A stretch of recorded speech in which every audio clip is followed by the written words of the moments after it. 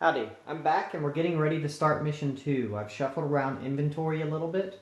I put the battle hammer, the big two-handed hammer, on my shaman because I really feel she's going to be getting bear form very soon because we only need 2 more crystals. So I've moved the hammer and shield over to the cleric. Next thing I need to go over, after the first mission, I bought a new shield. I bought this shield called Spiked Shield, and it has a red attack die and a blue attack die, bash, +1 armor when defending.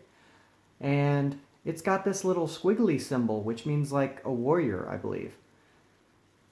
So I shouldn't have been able to buy that and put it on my cleric. But in my stash, I have one here that can be wielded by a healer or a warrior. And it also has +1 die while defending, bash, and 1 blue attack die. It's the same shield if you're not attacking. And I don't attack with my shield, so it doesn't really make much difference. I'm not going to go back and retrieve the 25 gold I used for misbuying this. I'm just going to get rid of it and putting it back in the Emporium. So I'm going to be using the stash shield. So the stash shield and the one-handed hammer are going on my cleric. So that's one correction. Also, I found out, as you collect coins, you're supposed to represent it in the fewest coins as possible on your character sheet. So when I collect 15 more coins, I need to put a big 5 count on there. I guess that helps for when enemies are stealing your coins. They're always going to steal a big coin.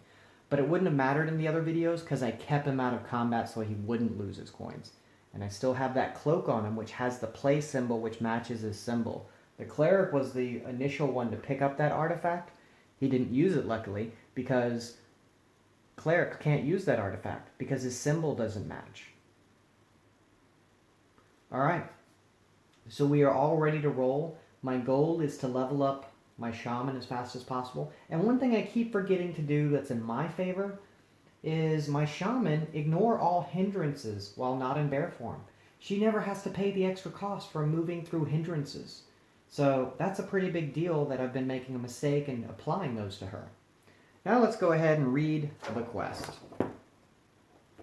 Jack Crow has vanished, and the champion of the Shadow Guild defeated explains to the heroes how to enter the guild itself. The entrance to the guild, he says. It is in the basement of a building downtown, yet you cannot simply walk through the main door. To enter the guild, you must reach 2 levers in the underground tunnels, waypoint 1 and 2. So waypoint 1, waypoint 2. Be careful because the underground tunnels are heavily patrolled. The first level will open a false wall and give you entrance to the city. The second lever will allow you to open the magic guild door, but somebody must pull it at the same time as the guild door is opened using a special key.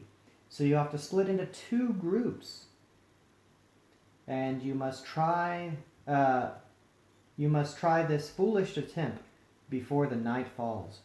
Otherwise, you will find the guild at full activity. Alright, so let's see, we're at the beginning. I've read this. We have to pull both levers, but I believe we have to pull them at the same time.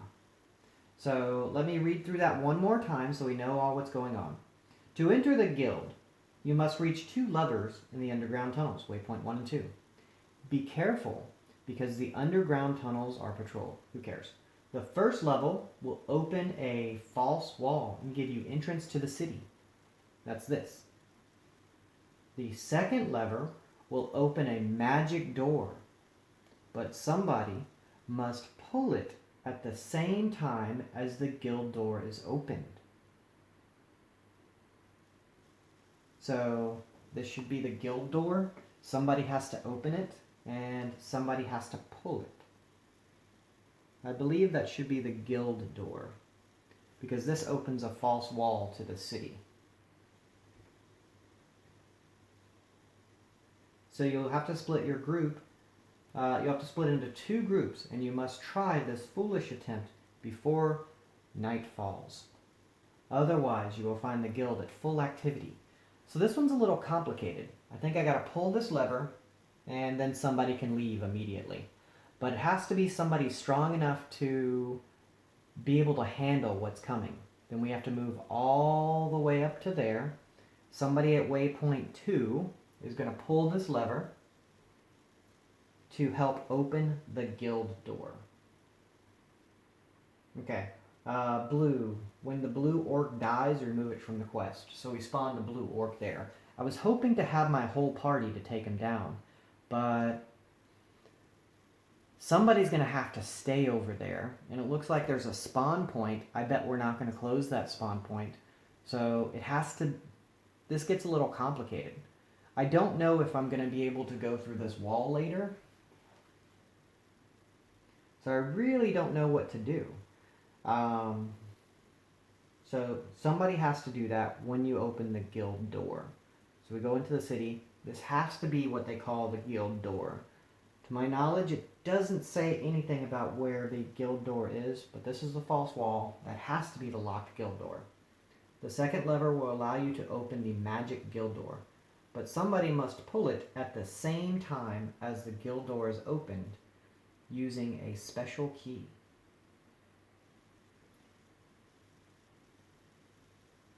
So I guess this will make more sense as we go. So I understand the basics. Somebody has to get over there. We have to open the door. Somebody has to pull the lever.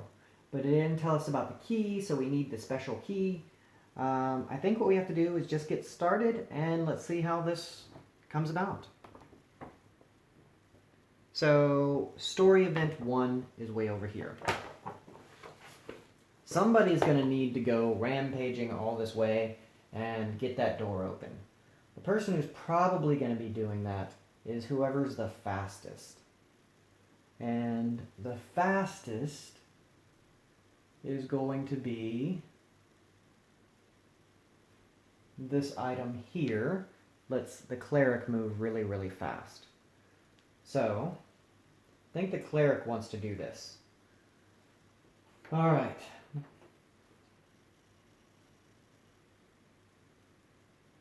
So these are not visible. So I think what we're going to do is we're going to go ahead and get this door open. This is very, very stressful. So 1, 2, 3, 4, and now we're going to access. So 1, 2, 3, 4. That's my cleric's normal movement because he took +1 move. So since he has +1 move, he has 4 now. So he is here at waypoint 1. Let's see what waypoint 1 says. We're in story 3. Waypoint 1 is 3-6.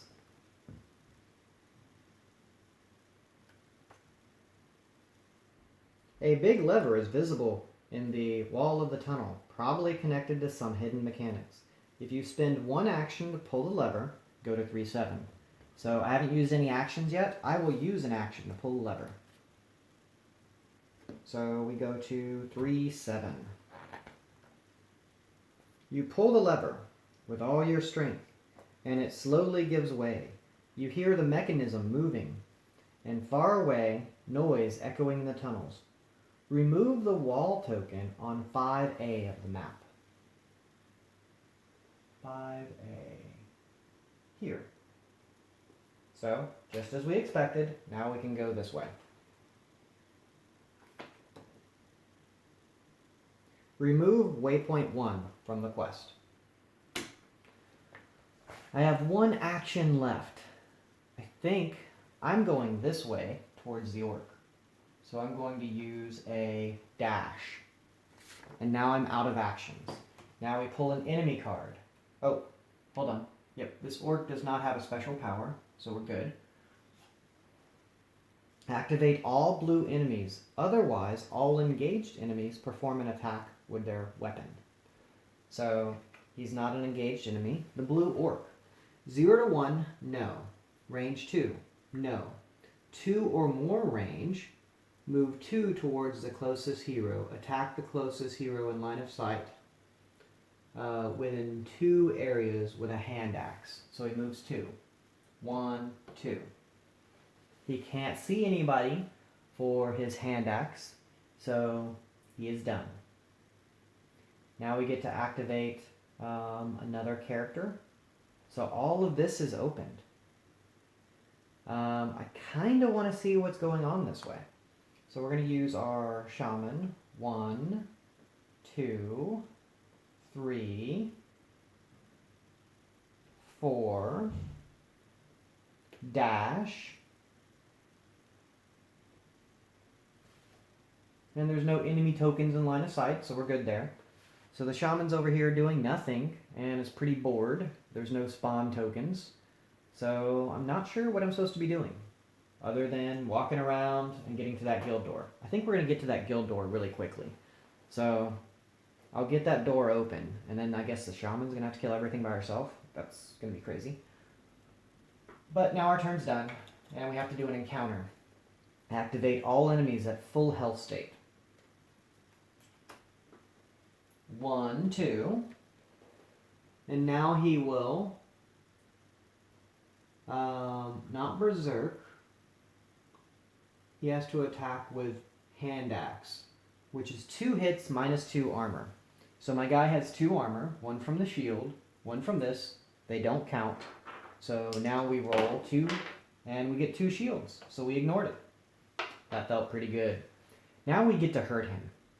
So since we get to hurt him, we're going to go 1, 2. Line of sight doesn't work there. 3. His preference to attack. He's going to attack Squiggle. If not, he's going to want to go for my archer. So what I'm going to do with my archer is move 1 away with a dash. Now that I've dashed, I know this guy's got a ton of health. So instead of focusing my attack, I'm going to apply a critical. Now I get 2 reds and a blue. You have to roll at least 1 damage to be able to use a critical. I rolled some damage. I can use my critical. So I score 1, 2, 3. A lightning bolt is an extra damage, so that's 4. I will definitely get to apply the critical, but I need my critical bolt.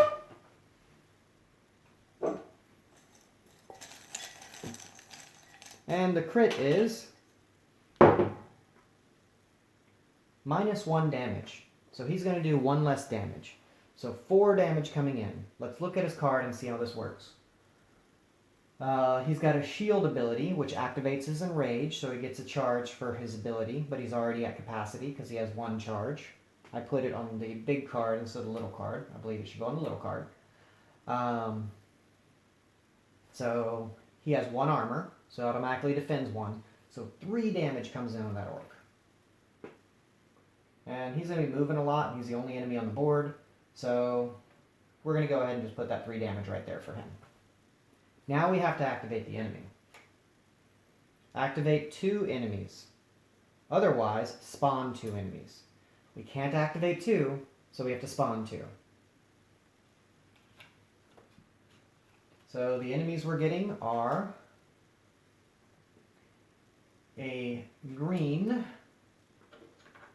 raider. There's not another spawn gate. The other spawn gate's closed, so we get a green raider, and we get a blue gremlin. But that blue gremlin has a power. What is that power going to be? All attacks inflict -1 armor, and AoE if you roll a dog. So that's pretty scary. Alright, so like I said, that's scary. So we gotta add our little dog guy, which is a gremlin. So we get a blue gremlin. And that turn is done. That concludes all 3 of our heroes. They have all done something.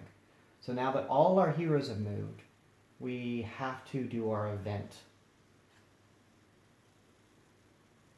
Read and apply the day effects. Shift all used powers 1 forward.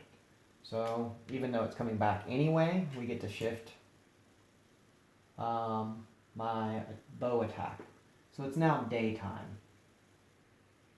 And I believe day doesn't stay on the top. I need to go read about day and night. I don't know. I think that story event goes on top and then we move it off later. But it will stay in the active area. So I need to double check that. It might just go directly into this area without having to sit on the top. I believe that's how I've done it in the past. So let's find out.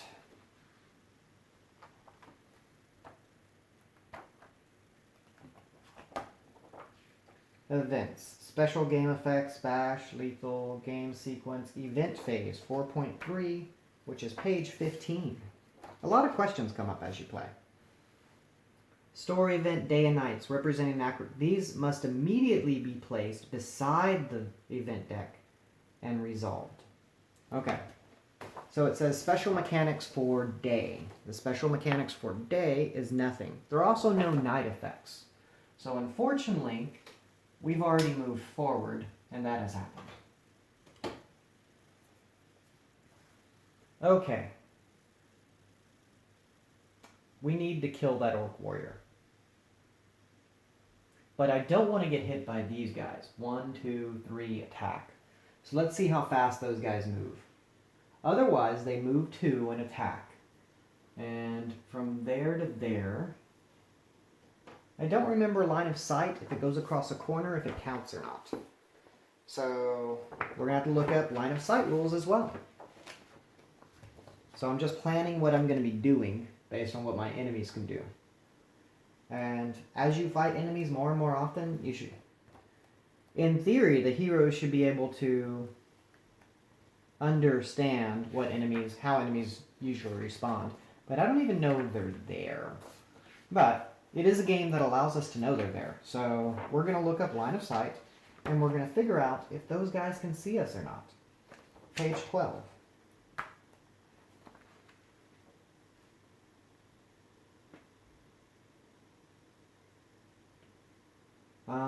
Line of sight crosses an edge of tile.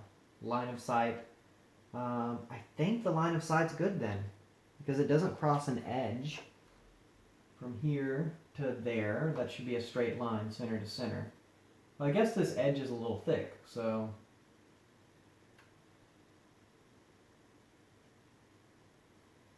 go right on the corner. It doesn't, I don't see it mentioned, but I'm going to say that's not line of sight because the wall actually sticks out a little bit and it would cross the edge, would cross the boundary.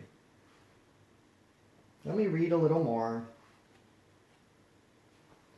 Fog of War, blocking / element, an external map tile edge. The edge of the map cannot be connected. Note, heroes never block. This means you can see through other enemies. It doesn't cross an edge, it crosses like a vertice. So I don't see the wall doing anything funky and coming out. I'm going to say they can see me. I'm going to err on the side of the game. Let me know what y'all think. I don't want to spend forever looking up a rule for y'all, so I think we're moving forward. But give me your opinion. Let me know what y'all think about that. I think I'm going to activate my archer next, just so I can pour more damage into this guy. When I activate the archer, I think what we need to do is, we definitely need to kill stuff before I move forward, because I don't want to move my priest and spawn even more enemies. We have more than enough on the field to deal with. So I'm going to activate my archer. My archer is going to shoot this guy. So he's going to focus. That's going to apply +1 damage. He is going to crit for his other ability. So he's attacking with a crit.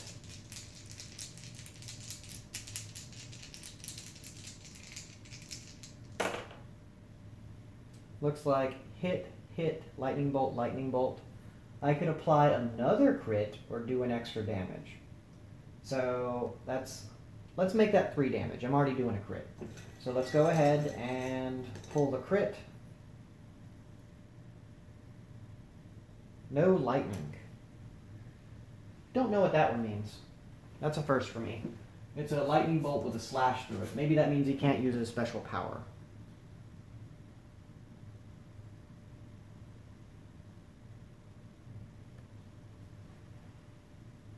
So y'all can see it. It's like no lightning bolt. Maybe that means he can't take an action. No, that's stunned. Slowed. Exhaust. It doesn't list it on the quick rule for a crit. So I have no idea what that means. We'll look up damage on how much damage I did to him in a minute. Even if I killed him, which I don't think I did. Well, I know I didn't kill him. I want to know what that crit means.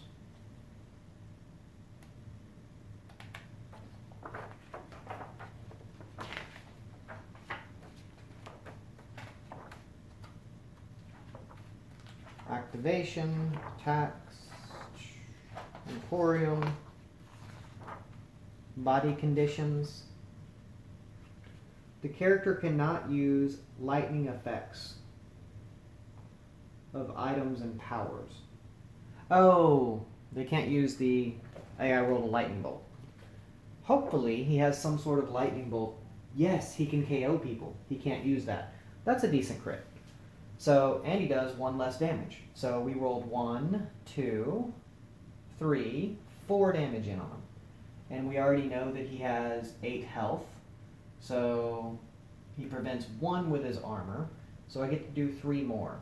That's going to be a 4 and a 2. He's at 2 life.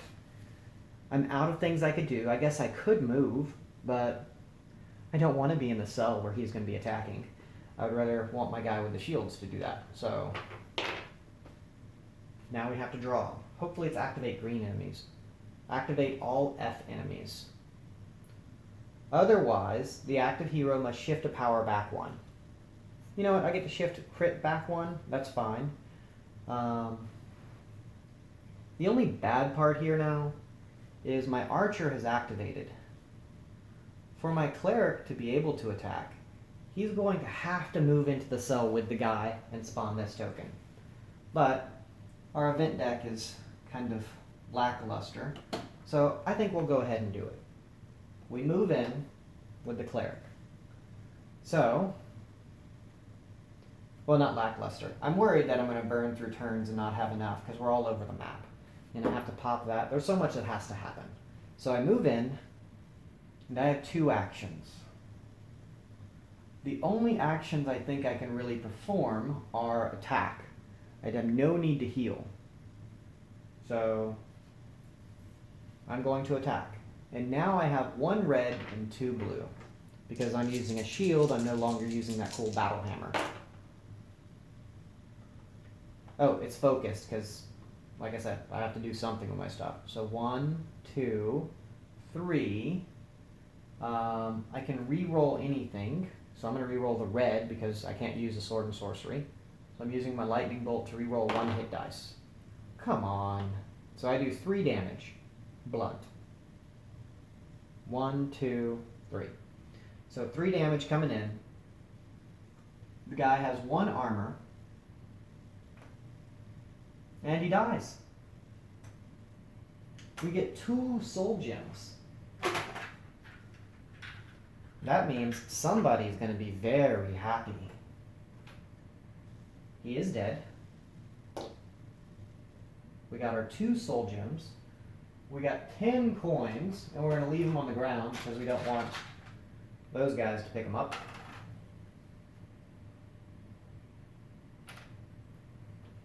And this guy's off the game board. So excited about that. But when this happened, I should have also spawned an enemy, and it looks like it was a normal enemy. That normal enemy is going to be a blue raider. That blue raider does not have a special power. So we get another blue raider on the map. Not another. We get a blue raider, we got a green raider, we got a gremlin, We got a lot of stuff going on. Now we have to activate enemies. Activate all red enemies. Otherwise, activate lowest rank enemies. The lowest rank is green. So we're activating our Green Raider. Our Green Raider wants to 2 to 3 used aim shot with handbow. And I forgot, all of these guys have a charge. So let me grab my charges. Well, that guy doesn't have a charge. So the Green Raider is going to use aim shot on me because he has a charge for it. So 1, 2, 3 away, 2 to 3. Attacked with aim shot. Aim shot is a handbow attack. It inflicts +2 damage and a critical. So let's see what our critical is. Our critical is KO'd. I can't use my armor value. Alright, so now I'm KO'd. And he gets to roll. The handbow is 2 blue.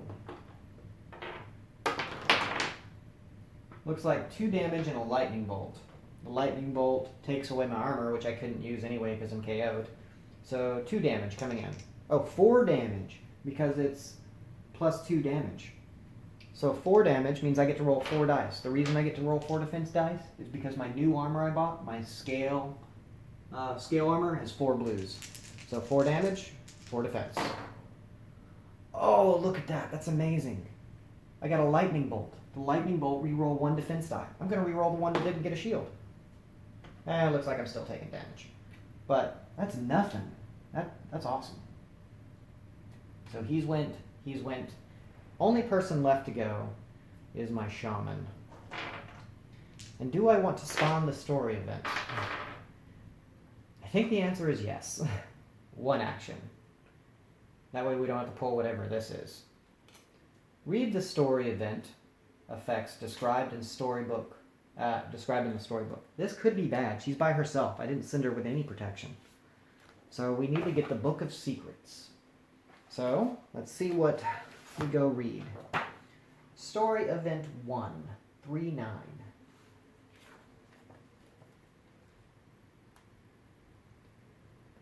The market square is very busy, and the heroes immediately realize that finding the keymaster among the townsfolk is not going to be an easy task. What we have to do is take 4 shadow tokens, 2 civilians. So I need my shadow tokens. Shadow. My page flipped. 1 enemy and 1 book one. There's my book one. 2 civilians and 1 enemy. So I got my tokens. I need to flip them. Take 1 of each 4 and place them in spots A, B, C, D. That's the 4 corners of this map.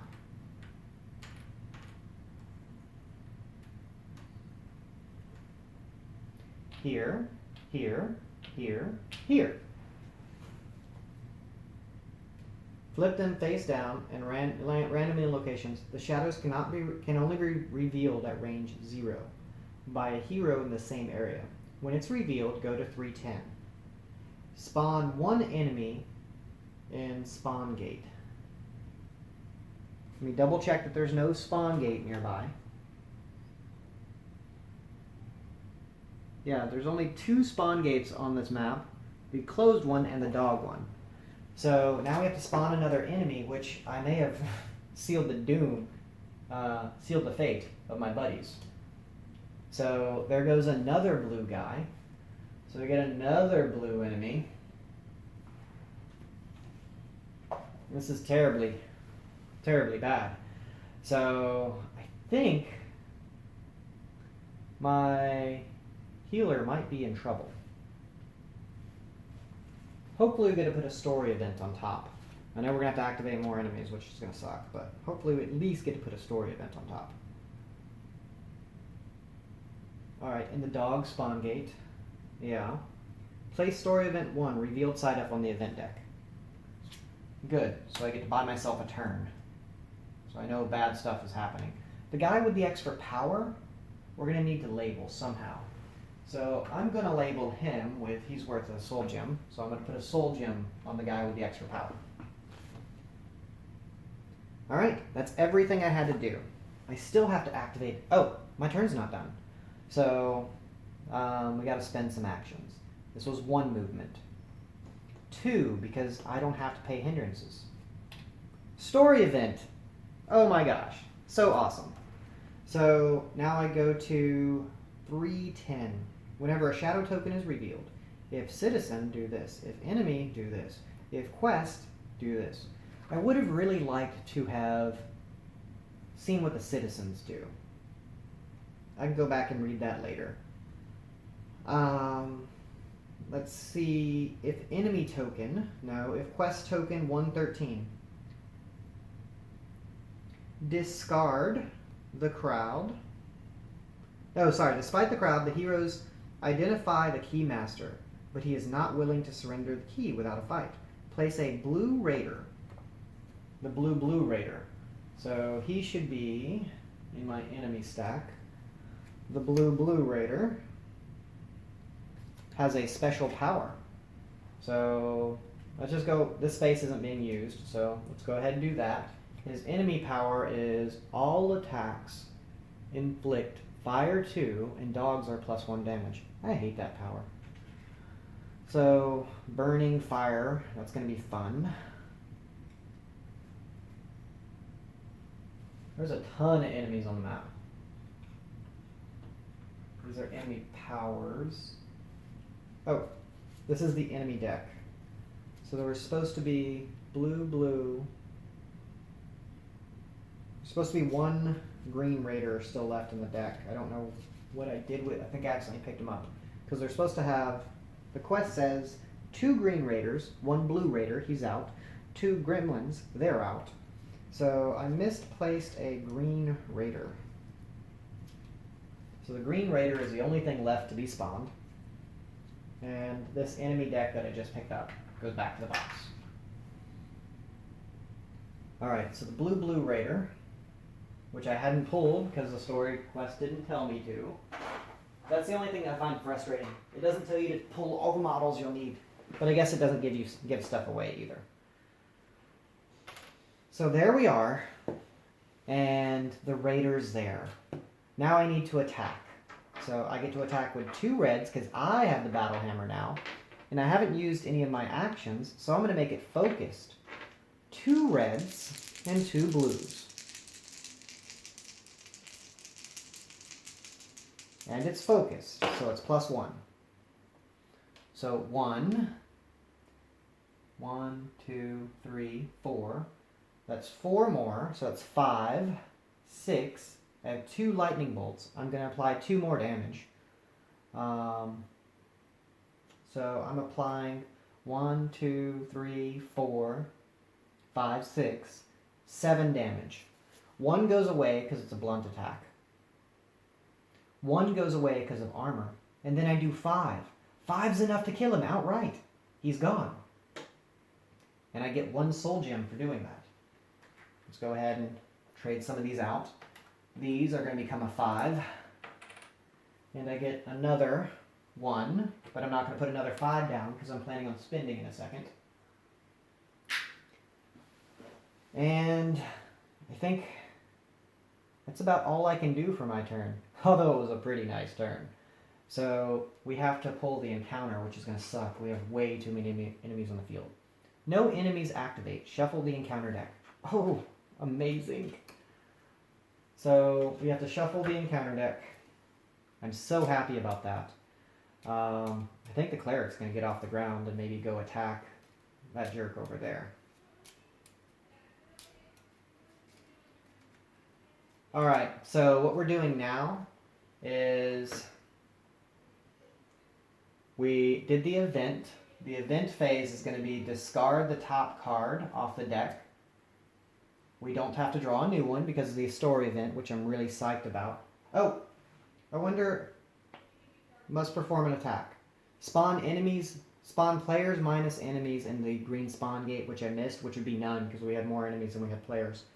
The active hero must perform a save. If he fails, immediately activate the raider. So that's something I skipped.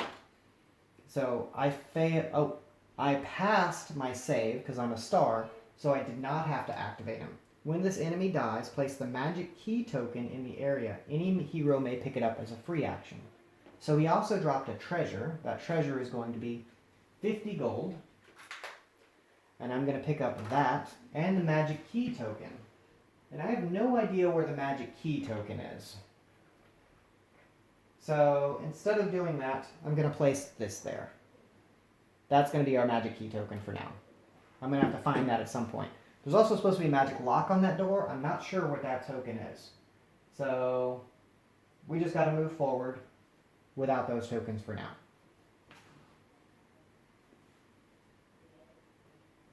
If there are more than 3 heroes, draw a random power card for the enemy. I'll skip that. Remove the quest shadow token. So I stopped reading once I spawned the heroes. Once I spawned the enemy. But luckily, we backtracked, we rolled, we saved, nothing bad happened. We discarded the quest token. All is good. Our turn is done because I used free actions to pick up the 50 gold. And at the end of the turn, we discard that. We get to rotate our dials during the time phase. I don't have any other time stuff that's going to happen.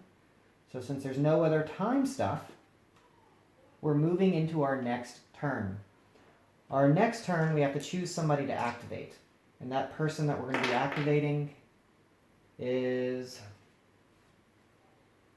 going to be, this blue raider, I believe, is going to be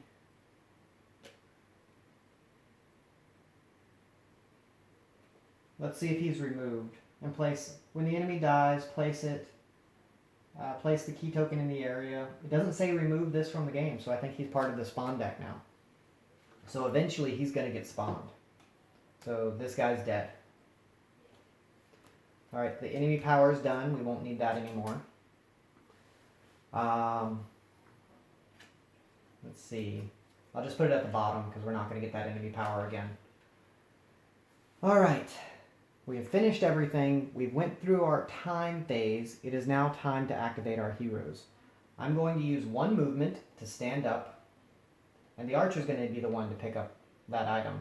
So I'm going to let him do that. I'm going to move forward with my cleric. I'm going to, so I'm not KO'd anymore. I'm going to focus my attack. I'm going to go ahead and heal myself, because why not? I heal myself. I focus my attack. So my attack's going to be 3 blues and 1 red. That's a hit, that's a hit, that's a hit. It's focused, so that's +1 damage. This is the other blue guy. So he's -1 blunt as well, so that's annoying. I can use my 2 I only have 1 lightning bolt, so I can use 1 lightning bolt to re-roll a die, and I still get a shield. So I got 4 damage coming in at the guy. And 4 damage is -1 blunt. He's got an armor, so I only get to do 2 to this guy. And that's my turn. Now we have to activate enemies. For the encounter, we get activate all purple enemies. Otherwise, activate all highest enemies. Okay, let's start with the raider. The raider is going to attack with swords. The attack with swords is 2 reds, 2 lightning bolts, and he attacks with dirty tricks. He got lightning bolts, he attacks 1. That doesn't do anything, gets absorbed by my armor.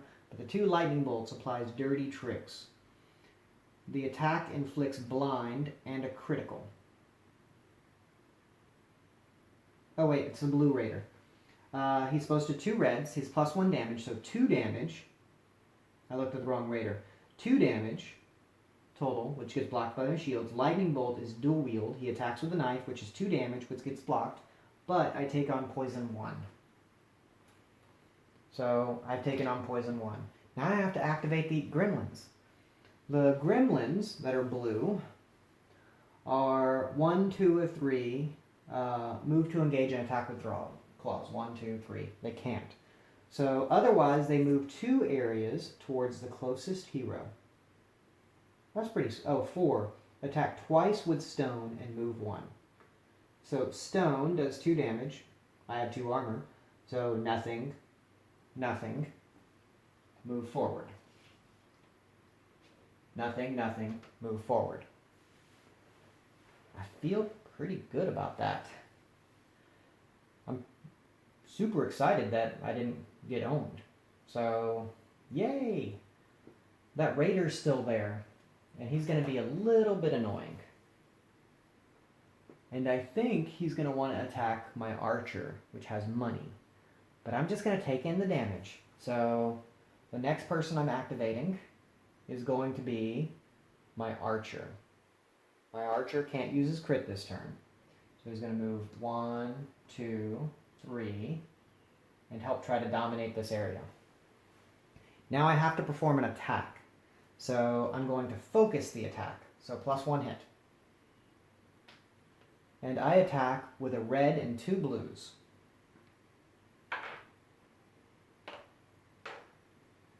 And we're going to hope I roll well.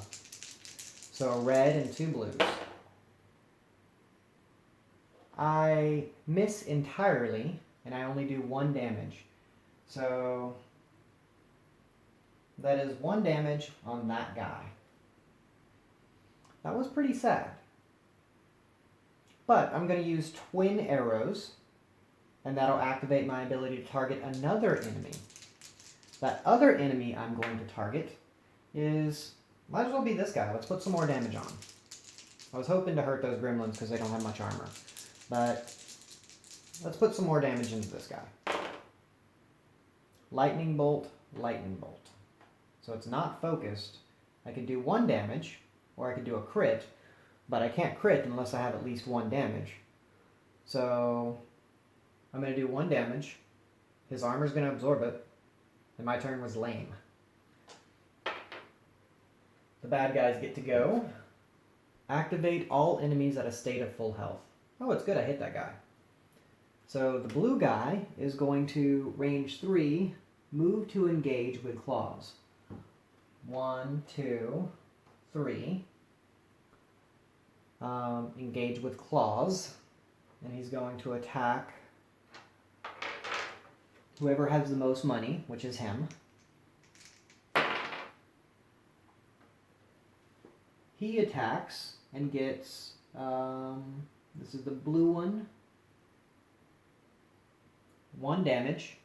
It gets shielded immediately, and we're good. Now we have to use the other guy. The green raider already used his thing. Oh, the blue raider's got a healing potion. That's going to suck. The green raider's already used his charge. So since he doesn't have a charge, he's going to attack with aim shot. The person who has the least health. Who's the most wounded? That's neither. So he's going to attack my archer because it's going to end up going to the priority of lowest hit points. And that's my archer because he's got 1 less or 2 less. So he attacks my archer and he attacks with a hand bow. The hand bow gets 1 lightning bolt, so -2 armor, 2 damage. I have to roll 2, and I take 1. And that was my turn. Unfortunately, I can't do anything else to help out. I'd really like to activate You Can't Target Me, but I forgot to. So my archer's going to have to be the first person to activate next turn. Alright, I have 1 person left to activate, and that's going to be my druid. 1, 2, and we're going to search. Search takes an action. I can interrupt to do my search and then still be able to move. Lightning bolt, which means a trap. No effect. We'll just put that on the bottom. Alright. It's another token down. So 1, 2. I can't interrupt with moves. 3, 4, dash. Oh, I forgot to level up during the time phase. That's unfortunate. So I'll do that next time phase. We're almost to it anyway. So now we have to end our turn. The first thing we do is an encounter. Activate 2 enemies, otherwise spawn 2 enemies. So if I have to activate 2, they're my choice. I'm going to activate the 2 that are already in my cell so I don't get outnumbered. And oh, when this guy attacked with his swords, his thing was move away. So he attacked with swords and moved 1 away. Because I know he attacked because I have a poison on me. So that's where he should be. Next person I'm going to activate is... Oh, I haven't activated anybody yet. I'm going to go ahead and activate the Green Raider. He's going to use his hand bow, targeting the most wounded. So 2 blues, 1 damage, a lightning bolt, so I can't use any of my armor. I roll my shields, I'm good. So I've activated that guy. The next guy I want to activate. I guess I could use attack with the gremlin that's already in my cell. Oh, it looks like I took a hit point from something. If I took, I did. 1, 2, 3, 4, 5. Have to do one of these at random. I don't know how. I'm going to have to go get a d6. Because they're different sizes. So we're going to go 1, 2, 3, 4, 5. But 1's my 50. 4. My 4th coin is this. That goes back to the box. The gremlin's going to attack again. So the blue gremlin that's on us is attacking. And he rolls 1 hit. He's got claws. -1 armor. I can't use my armor. So I have to roll a defense. I failed. I take a damage. He gets rid of a coin. I need a 1 through 4. A 4 is like 5.1. A lot of money going away. And that 2 was on that guy. Alright. Yeah.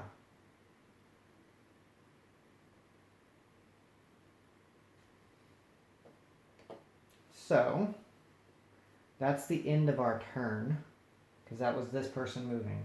Now I have to do an event. Until next time phase, heroes cannot evade. Spawn number of heroes -1, -1 enemy. Yeah, so I'm not spawning anything, so that's good.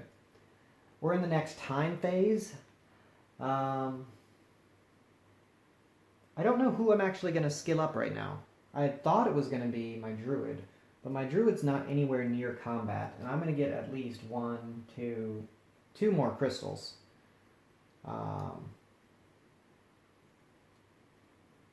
So, I don't know. I could get my companion for my hunter. He attacks with 3 reds.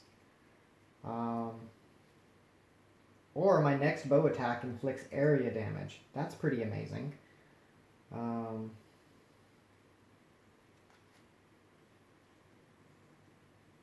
Let me make sure the companion helps for controlling and dominating an area. Pretty sure it does.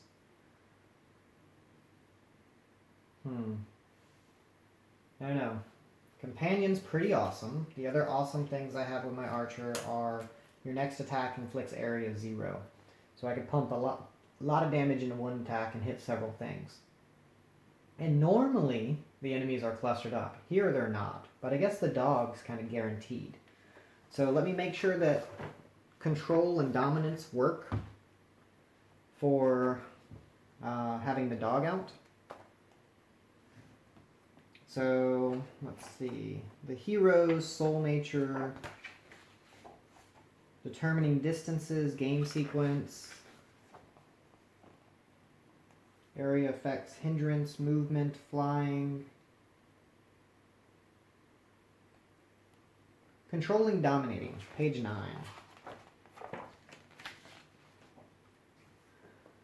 Alright. Controlling an area. Faction control when it has numeric support superiority in terms of figures compared to opposing figures. My dog's a figure. So I think in the time frame, instead of leveling my bear, which I wanted to do, I'm going to spend 9 tokens to level up my archer to level 3. And it looks like I get a new skill. The new skill I'm purchasing... Oh, during the time phase, this flips. The new skill I'm purchasing. Activate Thinner. If Thinner is not in play before activating, summon it in your area. And this goes on cooldown when he dies. So, the first person that's going to be activating is going to be my archer. My archer is going to start by summoning and activating his dog. So his dog is now in his cell. That's one action. Now I don't know if I should focus my attack and try to kill that guy over there and then activate my dog. Oh, this was an action. So I only have one action left. So the dog gets to activate. So let's go ahead and activate the dog. So the dog has a movement of... He's only rank 1. Is this the rank 1 side or the 2? This must be the weaker side. He has 2 red dice. So my dog is in play and has 2 red dice. I can move him or attack. He's in this cell. We're dominating, so we get +1 die, +1 damage. So his attack is Pierce. So we're going to go ahead and attack that guy. Hit. The lightning bolts do anything. Lightning bolts KO the enemy, but he doesn't have armor, so I don't know that it really matters, so there's no point in flipping him over. So 2 hits. So 2 damage come in on this guy. And I think what I'm going to do next for my archer, that's my first action. My second action is going to be to shoot this guy. And we're going to hope we kill him outright. So we're hoping for at least 2 damage.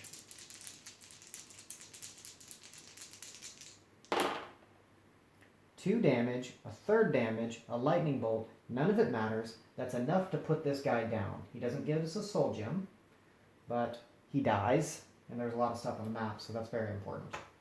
He dies. He drops 10 gold, which I pick up with my free action. And I use twin arrows, since I didn't focus, to shoot at that guy. Come on, twin arrows. Hit, lightning bolt. 4 damage coming in. I kill this guy. That guy's off the map. And all he drops is a soul gem. But that's good enough. So this is gone. Things feel much better now. And I'm actually kind of hurt. So I'm going to go ahead and use my cloak so I can't be targeted. That was a really solid turn. My cleric took 1 damage from poison. And the poison went away. This blue guy hasn't activated, which means he can't heal yet. But if he does activate, that's going to be sad for us. So let's see. I summoned my dog, it attacked, I attacked. What else did we do? Summoned my dog, it attacked, I attacked. I picked up a coin. I attacked again with... I think we're good. That's his turn. And I made it so I can't be targeted.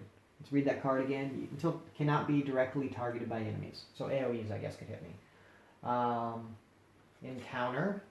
Activate all F enemies. I don't. Otherwise, the active hero must shift 1 used power back 1. Well, I didn't use a power. Or at least it's not on cooldown yet, so we're good. That was a free turn. That's amazing.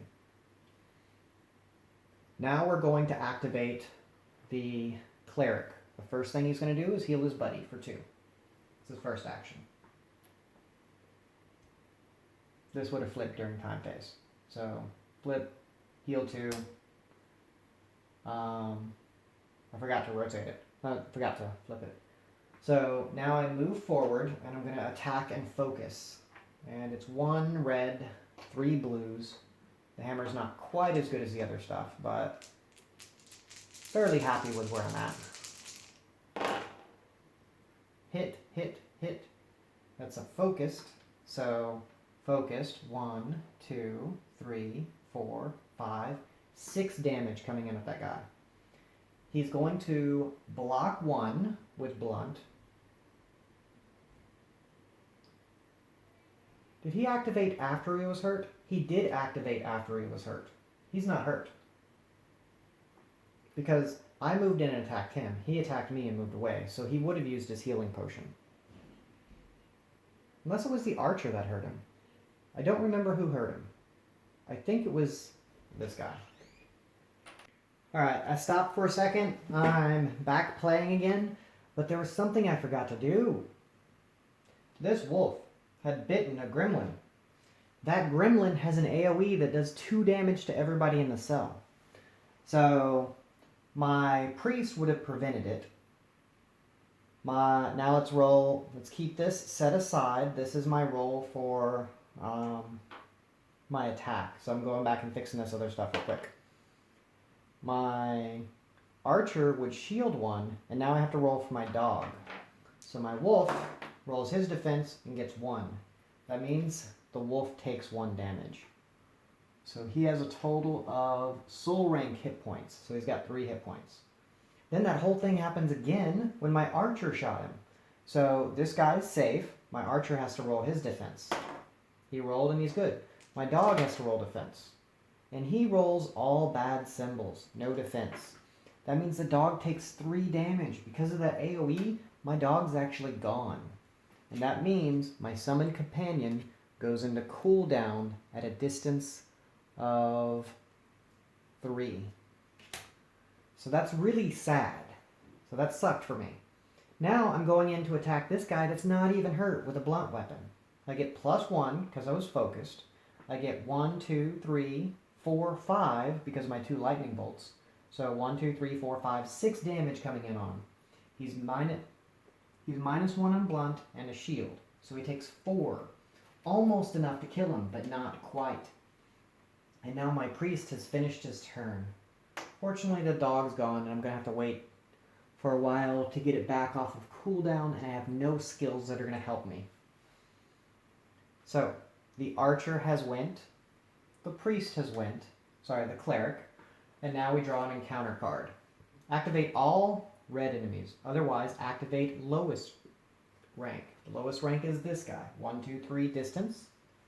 He doesn't have a charge anymore. So at 3 distance, he's going to attack with aimed shot. It's his crossbow. His crossbow is 1 damage, plus another damage, plus a lightning bolt. I can't use my armors, because it's -2 armor. I roll, I get no defenses, but I get a lightning bolt, which allows me to... Oh, I can re-roll a defense with a lightning bolt, or take a shield. I'm just going to go ahead and take a shield. So I take a shield. This armor is a little better than my last one. So I take a shield, I take 1 damage, and now I'm at 2 damage total. Unfortunately, I have to go way over here and activate stuff on the map, which means that who knows what's going to happen. But enemies over here might activate. She can't really help them. And that really sucks. So my last person to activate is going to be my druid. My druid's going to move 1, 2, and do a story event. I know we're not quite ready to get all that done, because they're having a hard time clearing everything. But let's go ahead and get a story event on there so maybe we can avoid some spawns. So for the story event, we should be looking at 3:14. And I'm probably going to go visit that waypoint too, just because I got nothing going on with that character. So, let's see. Where was I? 1, 2, 3, 4, -1, 2. I still have 2 movement left. And Now this guy becomes visible. So when I grabbed story event 2, it was... Story event 2 is 3:14. The heroes see the tall flames blazing from a nearby building, waypoint 3, 13A on the map. Shouting and cries for help come from inside. While the heroes consider what to do, they notice some dangerous cutthroats in the proximity of the guild entrance. So, we're going to have to flip this, which has 2 enemies, and let's double check that. Is it supposed to be a 4? No matter what, we get 2 plus enemies right there. That's kind of scary.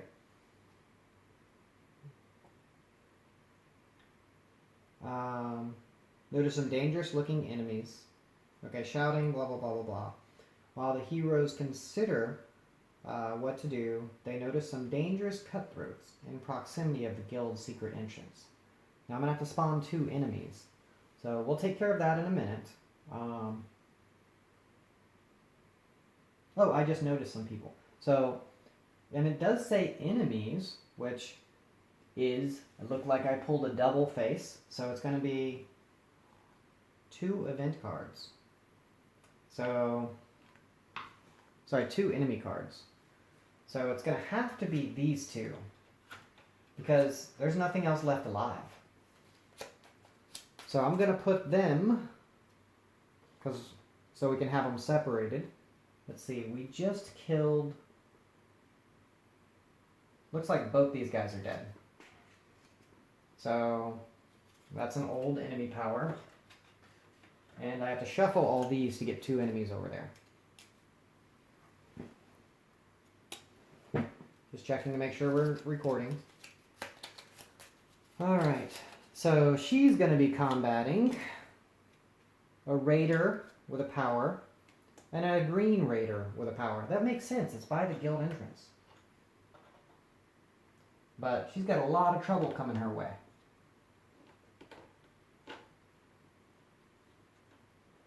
So this guy's power, when this enemy enters play, spawn 1 enemy in the same area. He's got a follower. Wow. I think she might be in trouble. That enemy is going to be a blue gremlin with a power. I think she's in pretty bad shape right there. I really wish I would have gotten her bear form. So I moved 2. I think I might end up running. Let's go ahead and pull the power for the green guy because he was the next one that was drawn. If an attack deals damage to this enemy, the attacker suffers 1 HP. Wow. Now let's pull an enemy power for the third guy. If this enemy deals damage with its weapon, it heals 2 to itself. Okay. That's some crazy stuff. I'm out of models to spawn. But story event 2 goes on there. I still have 3 movement left. I would really like to go visit that waypoint.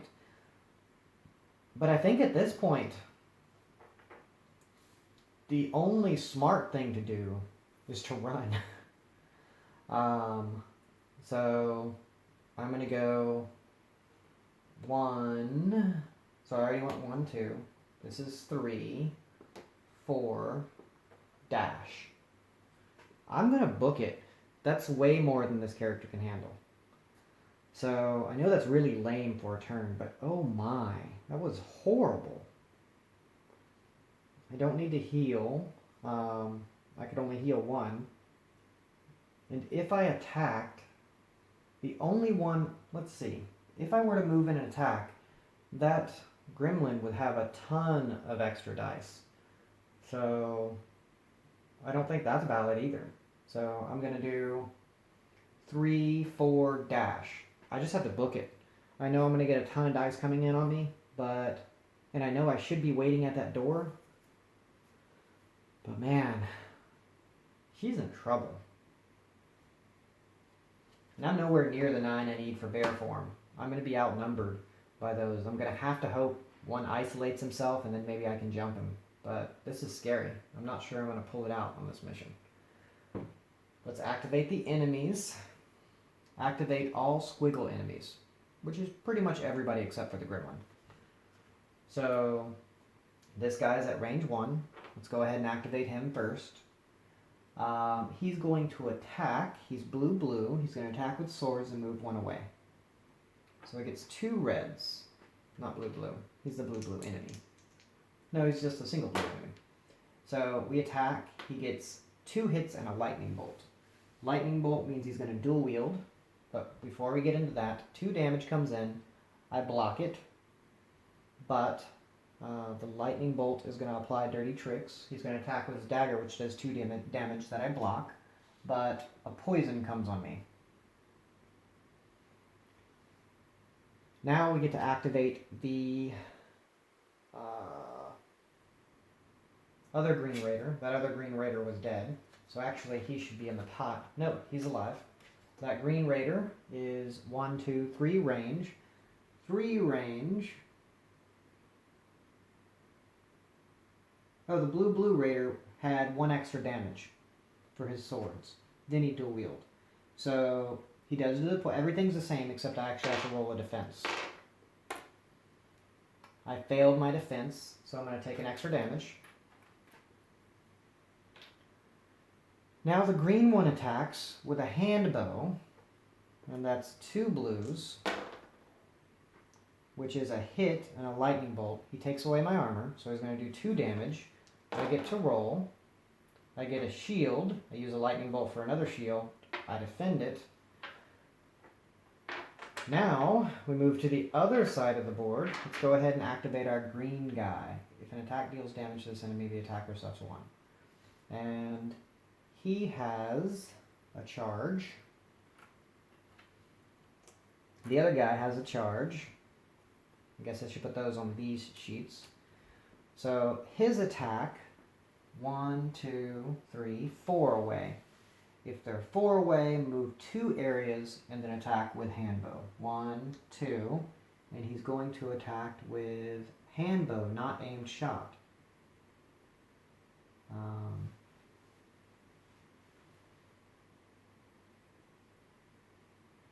So that's 2 blues, which are shield, 1 damage. I absorb the 1 damage. Now the other blue guy is going to attack. He wants to dual wield, move 2 spaces, and attack with knife. 1, 2, he attacks with knife, which will poison me. And that's over here. And the +1 armor was here. I pointed at the wrong card, so it was still there. He attacks, he does 2 damage. I have to roll 1 defense. I get a lightning bolt. I use that for a shield instead of leather. And I don't take any more damage. I'm really worried about that gremlin. At the end of the turn, we discard story event 2. Because I believe it said put it on the top of the deck. Revealed side up on the event deck. So it bought us a free turn. But I think I'm going to have to send my archer over there. So if that's what needs to happen... Oh, time phase. Time phase, my heal flips. I take another damage. I'm at 2 now, so I've taken that much damage. My power rotates right 1, so someday I'll be able to summon my dog again.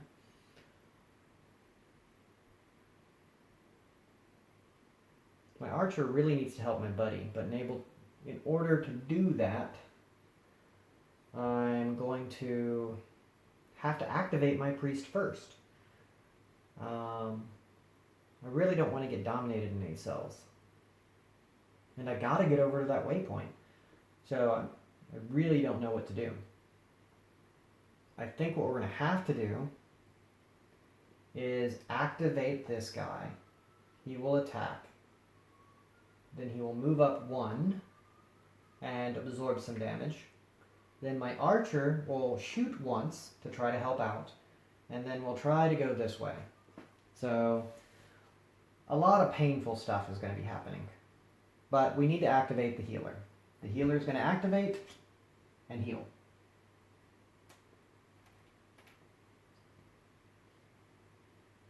That's his first action. His second action is going to be to use his 3 blues and his 1 to focus and hit this guy. So I hit 1, 2, 3. Lightning bolt, reroll any hit dice. I'll reroll this one. It gets a hit. A lightning bolt. I can't use that to reroll because I've already used one reroll. But I was focused. 1, 2, 3, 4, 5 coming in on this guy. That's easily going to cook him. So he's off the board. And he provides 10 coins on the ground, which I will use my free action to pick up. I know they're going to end up getting stolen, but I'm taking those 10 coins. And we also get 1 soul gem. 6 more before I can turn into a bear, which is what I need. This guy's going to get shuffled. Oh, he's not shuffled in later. He'll be shuffled in once I run out. So I have 1 green guy. But unfortunately, I'm going to end up spawning this guy because I need to move forward. So now I do my move action. 1, 2. That guy doesn't have an aimed shot left, so I'd rather take his bow shot. Dirty tricks with his sword is really, really scary. So I'm going to wait. Oh, on my movement. 1, 2. Let's see what this is. A single enemy. A single enemy is spawned. That single enemy has got to be the blue gremlin that's left. A blue gremlin. We knew that was coming. And I healed, I focused, I don't have any other actions. I might be able to use a free action to move 3 spaces, but that's not going to help. I guess I'll wait here and say, come and get me!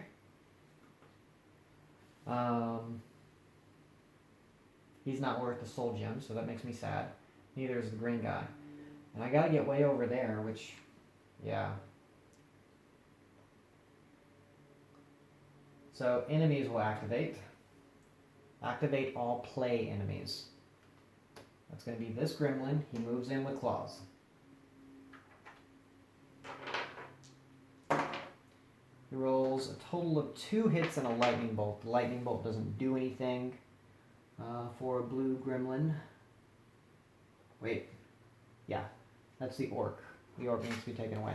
So a blue gremlin, -1 armor. So he's doing 2 damage total. So -1 armor, that means I have to roll a defense. That defense is good.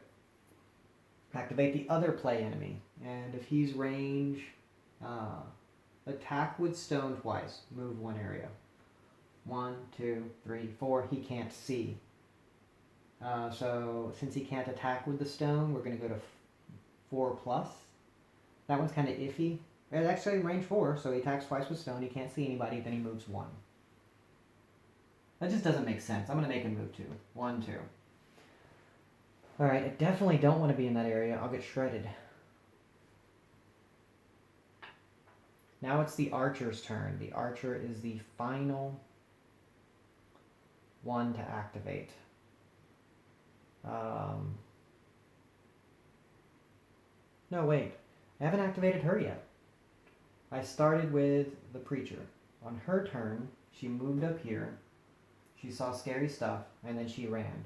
I was thinking about moving in and attacking with her, but I think that's suicide. Although she's got a ton of hit points, but the banding is probably going to kill me. It's a hard call. I don't know what to do. I'm going to think about it. While I'm thinking about it, I will activate the archer. He's going to have to attack from this range. Those are all in line of sight. Range 4. So I can hit with that bow.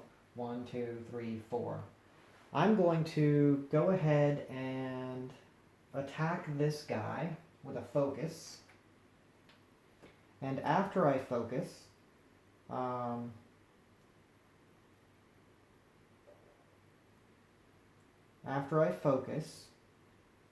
that's 1 action.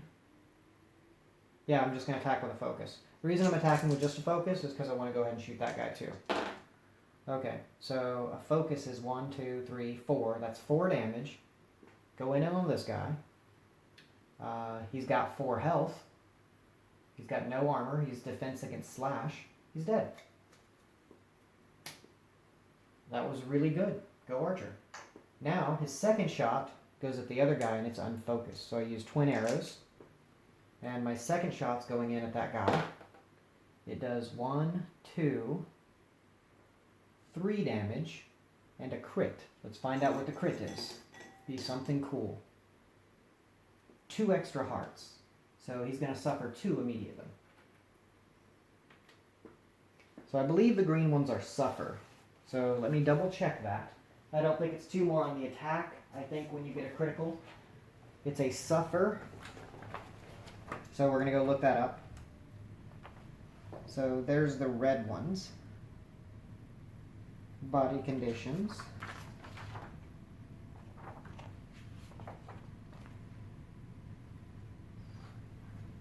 Okay, knocked out, bandages, permanent, poison, blind, stun.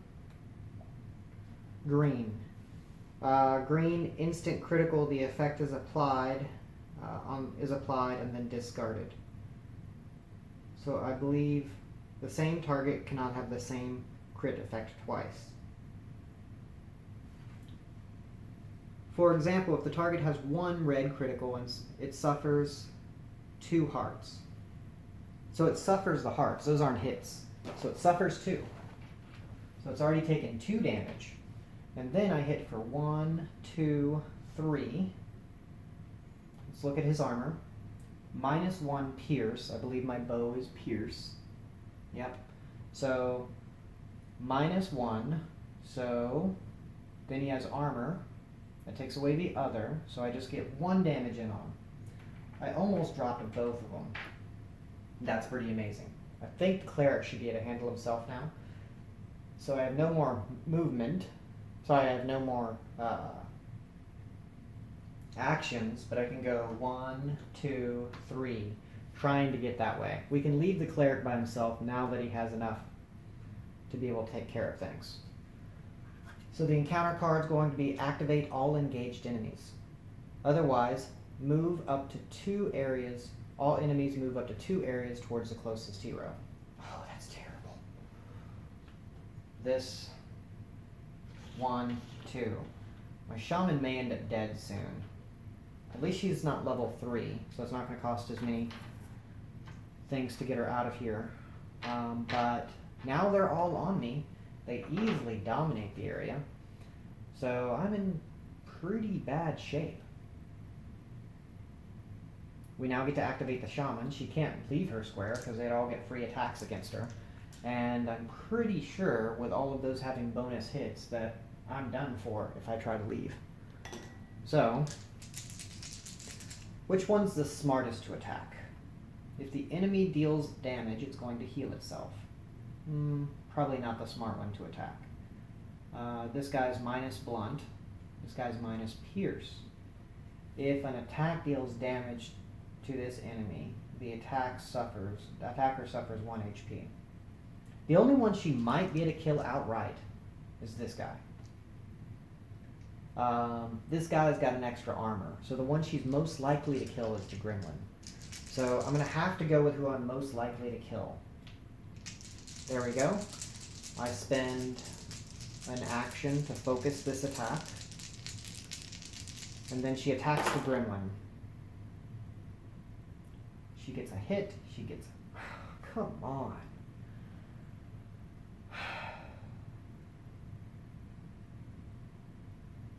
That's 3 damage. Just shy of what I needed. So this guy suffered 1, 2, 3.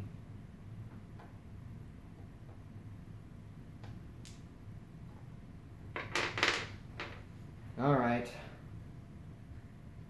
She can't heal. She's got nothing going there. She's just going to have to let them beat her down. So, bad guy's turn.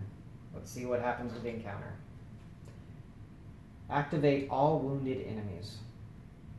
Okay, that's not as bad.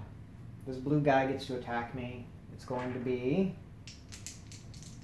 2 and -1 armor. So, he does... Let's add up his bonuses. He gets +1 for dominating. Sorry. He gets plus banding, if they control the area, they get +1. And he gets +1 for dominating. So he's got at least 2 damage coming in.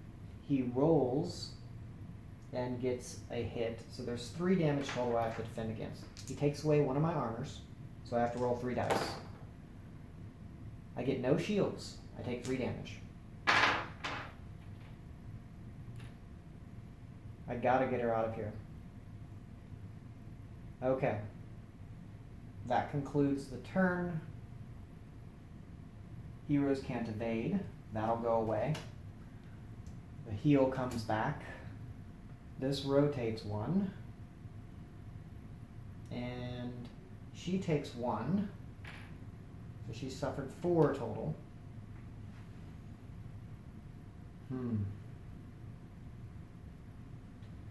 Hard call on who to activate first. I really want to activate her, and I should have given her a health potion, and I didn't. And because I didn't, I might end up dying for it. So it's our turn. I can go 1, 2, 3, 4. That would dash me to here. My X. I'm going to need something to draw a straight line of sight. I got to see if I get hit. So let's see. What can I grab? I'm going to grab this little piece of paper. Oh, that's not long enough. But we can grab this big source and sorcery sheet to draw from this arrow, from that X, to where's the X on this one? The center. I have line of sight. So I'm going to go 1, 2, 3, 4. And I'm going to try to help out. Although she could heal herself if she goes. Oh, when she attacked him, 2 damage came in from spines. And she didn't block one of them. She's actually taken 5 total hit points. I'm not sure if I put that guy down, she might die.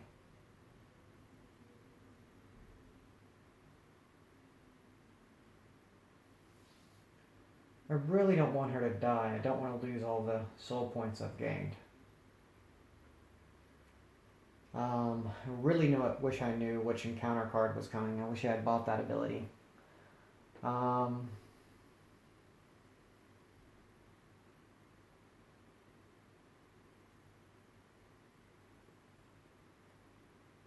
We're going to hope she can pull through. Oh, the spines guy attacked. And he dealt damage. So he got to heal for 2. Since he got to heal for 2, that changes things drastically. Since that changes things drastically, I think we're going to go ahead and activate her.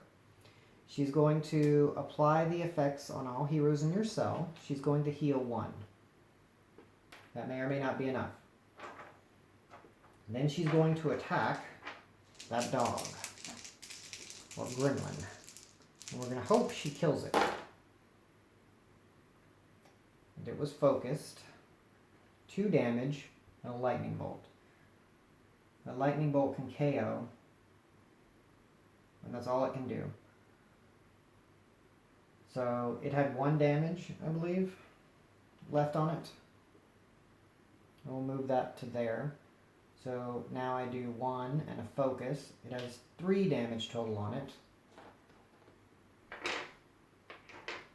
I roll my defense from its spines. I am protected. I've done everything I can possibly do. Now the enemies go. And she had a 50-cent piece. And it is gone. Because the guy has claws. So when he attacked, his thieving took my 50-cent piece. I don't think she's going to make it out alive. Now we have to activate the bad guys. Please be nobody. Activate all blue enemies. Otherwise, all engaged. So we'll go ahead and we'll start with the gremlin. The gremlin's going to attack, and he's got 1, 2, 3, 4. 4 hits coming in at me. And he took away 1 armor. I only had 1. So 1, 2, 3, 4, because he's controlling and he's banding. I roll my defense. I roll 1. That means I take 3. I have 7 hit points. And darn it, what a waste. She is now a ghost. The Raider is going to activate, and his really long range is move 2. 1, 2. I'm really disappointed in that. I don't even have enough to resurrect her. Oh, I do, because she's now level 1. Which means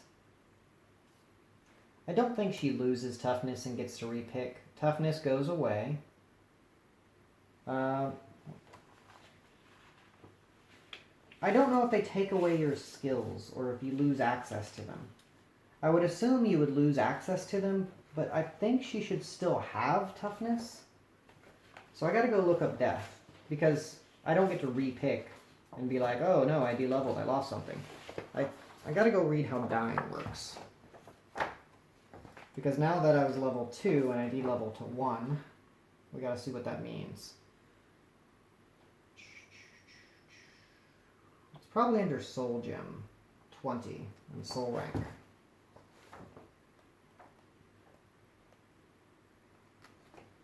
Soul Gem, Soul Rank, questing, achieved, Soul Rank, example.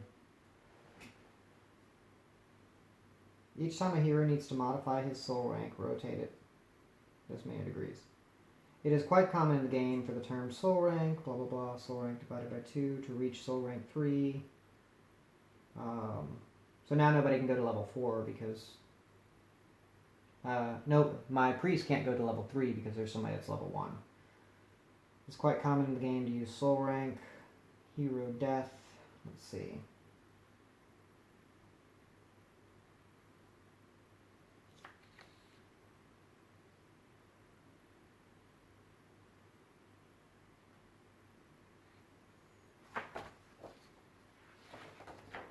No, we lose a level.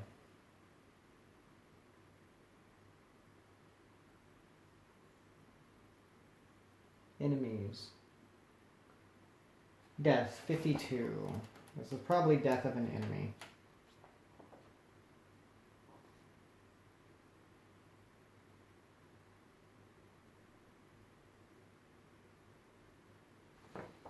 That's a death of 38.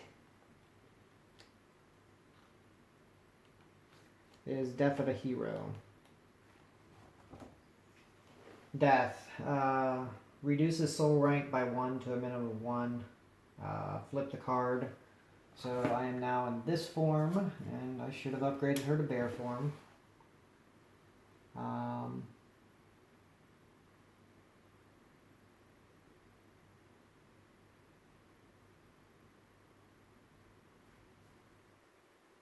Discard all powers related to the lost soul rank. So, toughness goes away. That's kind of interesting because you could retool your stuff. All the crowns and extra equipment drops on the ground, but not equipped items. So nothing drops on the ground. She doesn't have anything. Never counts as in play for controlling.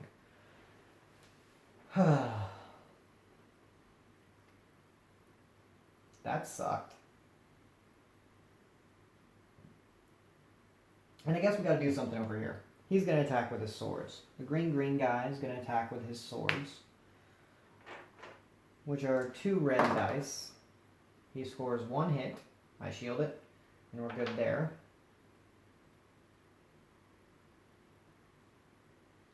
I was supposed to flip her card, not his. So, her diamond. His gem is still activated. We could try to do something, because he had moved. I really wish I had moved up and attacked and tried to help. Maybe she would have lived. But it is what it is. Somebody has to get over there. So I'm going to do 1, 2, 3, dash. Focus my attack in on this guy.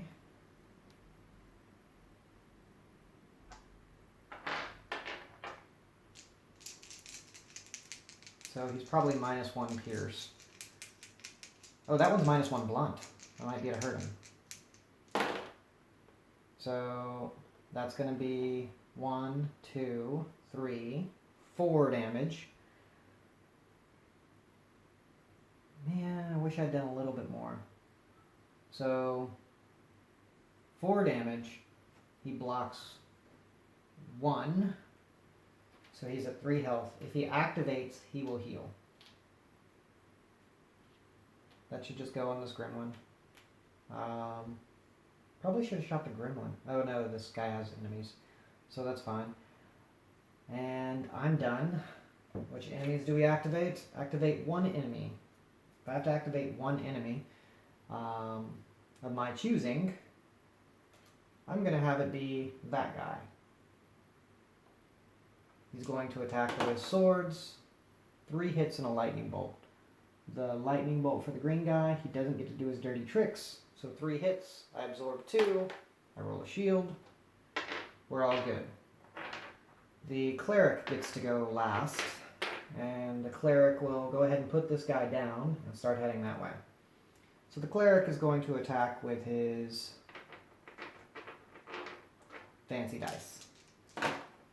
Cleric hits 1, 2, 3, he's focused. That's 4 damage, plus 5, 6. He's got 6 damage coming in, this guy's dead. The green guy drops 5 gold on the ground, and I pick it up.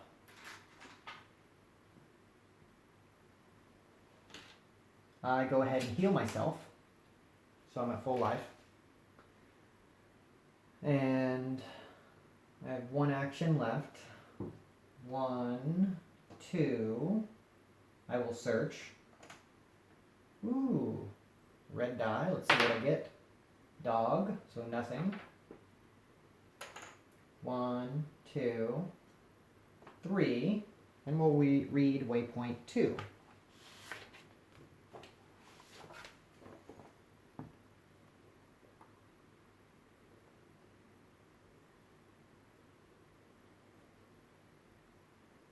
Everybody's moved. We're going to have to move into a new turn. But let's see what waypoint 2 says. A big lever is on the wall. Remember what the guild champion told you. At least 1 hero must be here to allow another hero to open the guild door using the magic key.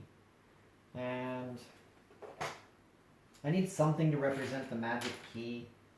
So I believe we dropped the magic key right there.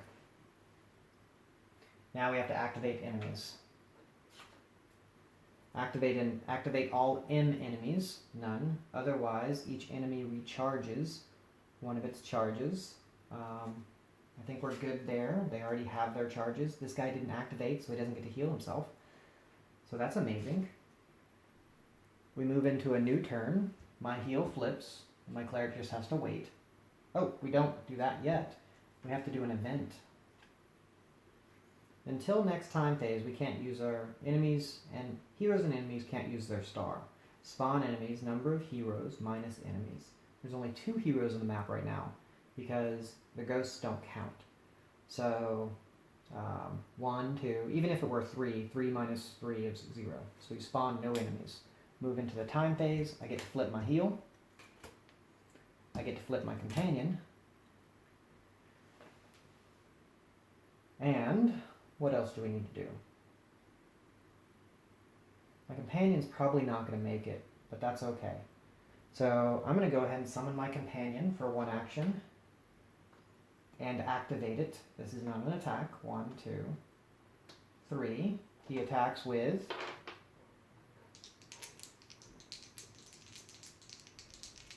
this guy's immune to blunt, not pierce. So we're going to attack with our bite, and our bite is 2 reds. So that's pretty good. Lightning bolts KO him, so he can't use his armor. He's going to take 2 damage, and he's blue, so 2 damage is dead. So that's good, and we get to get 1 soul shard.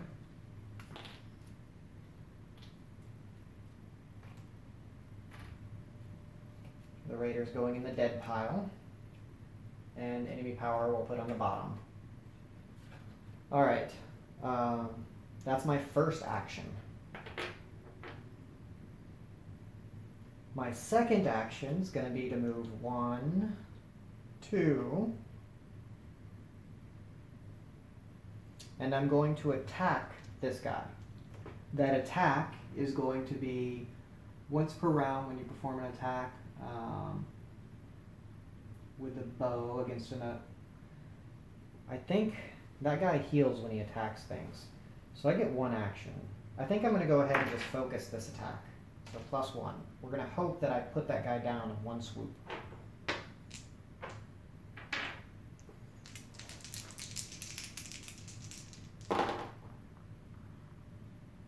One, 2, lightning bolts, a +1. 4. 4 damage. This guy dies. He AoEs nothing in his cell because there's nobody there anymore. So he's dead, and he was blue and gives another soul shard. So I think we're pretty safe there. There's a shrine over there. I think we might just wait because I should be able to get over there now. So if the mission ends with a win, we can get our hero back without paying the resurrection cost of 1. Or, I'm probably going to pay the resurrection cost, but I'll probably res her way over there. Now, my turn's done. We have to activate enemies. So when we activate enemies, activate 3 enemies. Shuffle the encounter deck and discard this. So I can't activate 3. But it doesn't say or do something. So we shuffle the encounter deck. That enemy is range 2 away. He has his shot. He's going to attack with hand 2 away. He's going to use aimed shot. And that's going to be at the most wounded, 2 to 3. The most wounded is nobody, but his preference is going to end up being the dog. He might put the dog down. So he's using aimed shot. Aimed shot. Next handbow, +2 damage and a critical. Does 3 damage, because it's already at 1. Then it has 3. Does 4 damage, applies -1 armor, and does a critical. I'm pretty sure my dog's gone. -1 armor. That doesn't matter because the dog doesn't have any armor, but that stays on him. And now I get 1, 2, 4 damage coming in at my dog. My dog gets 3 defense dice. Let's hope he makes it. 1, he takes 3. The dog goes down, and it goes right back on cooldown. I think this is going to be a powerful ability. It's just situational on why this has turned out the way it has.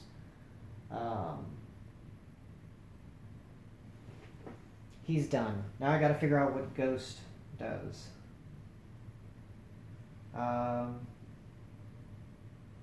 I can slow all enemies. I don't know if I activate enemies after a Ghost goes. So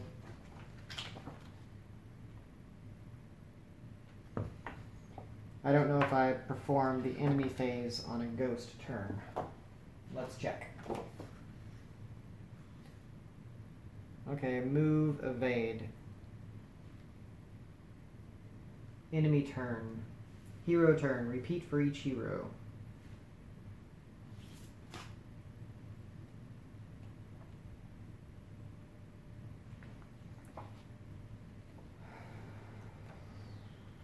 Death was page 20, I think. Let's go find out. No, 39, maybe? Okay, during each time phrase, a ghost soul in the same area that's activated can spend points to return to life. So you can soul shout, which will slow. We might be at a slow after we roll, so we might as well do that. We can perform, can use these 3 actions. Soul shout, recall, place the ghost soul in the same area as the shrine. Resurrection, during a time phase, you can resurrect your soul.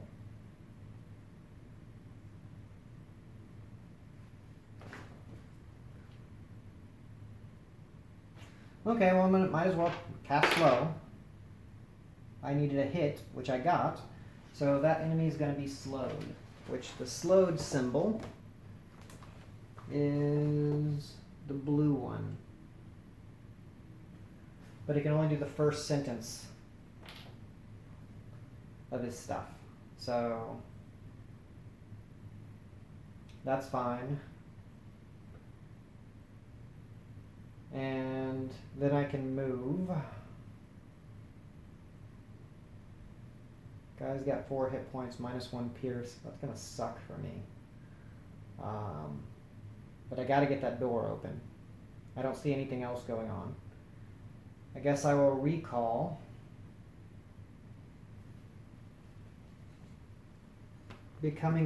Let's figure out what becoming a ghost means.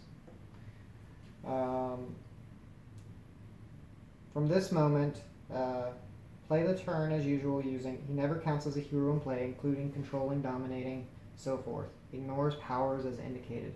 His powers continue to rotate during a refresh phase. Skip enemy turn even if there are enemies in play. He must play his assigned enemies though. Unless explicitly stated, the targeted cannot be targeted by heroes and powers, completely ignored by enemies and traps. Cannot be targeted, ignore any special game effects. So I'm guessing I will go ahead and recall to the shrine when I res 1, 2, 3, 4, dash. I think I'm going to have to come over there to help. So that's my turn. I did that. I dashed. I think it's going to turn about the same if I res or not, so I might as well.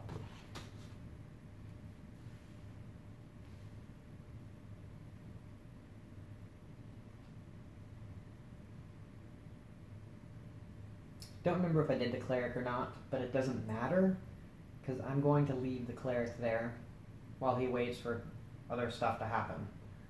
I did the archer. Okay, I'm going to have to backpedal and see if I've done the cleric because he has to activate enemies if I haven't done him.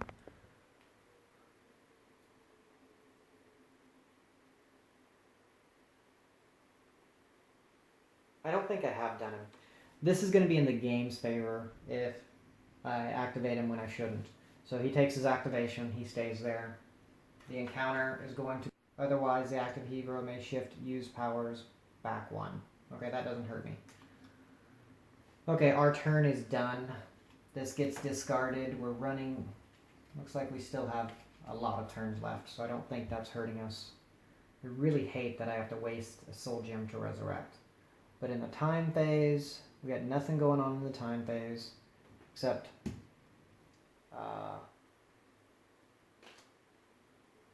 the dog just died. That should have been a timer of 3. Now it rotates to a timer of 2. Alright, we will pay our 1 gem to bring our shaman back.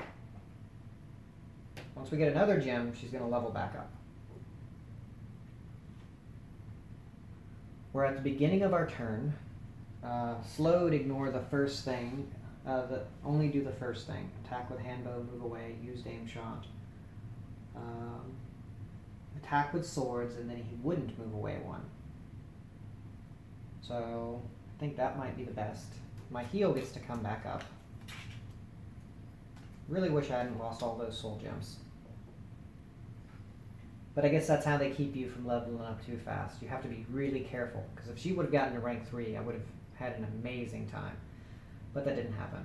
So we have to activate people and move if more than 3. 1, 2, 3. If I move here, he's going to have to move towards me. But I kind of just want to move to that door. So I think I'm going to move 1, 2, 3.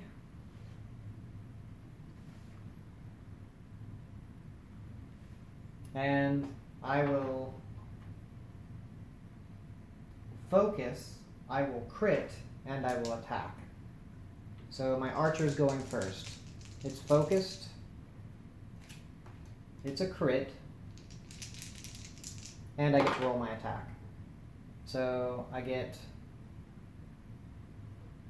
2 more. So there's the focus. 3. An extra lightning bolt is a 4th. 4 damage plus a crit. Let's see what that crit is. That crit is going to be -2 health. So he's got 2 less health. And he's -1 pierce. So he's -1 pierce. He takes away this with his armor. He takes that away with the pierce.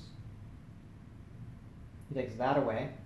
But I still have 2 damage there. And now he's only got 2 health. And somebody that attacks him suffers an HP, so I'm going to suffer a hit point. And 2 hit points kills him, because he's only got 2 now. So he dies. And he was worth a soul gem. So she's going to level back up soon, but it's not going to matter.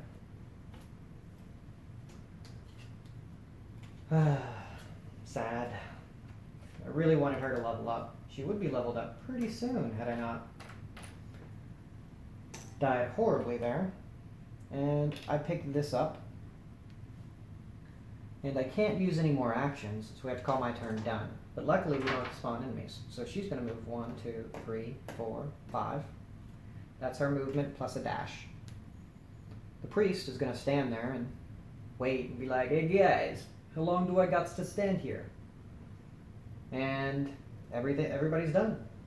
Now we got to do this, the event. Roll B and apply the results. All heroes heal, all heroes and enemies suffer. So roll a B. Shield. All heroes and enemies heal 1 HP. Cool.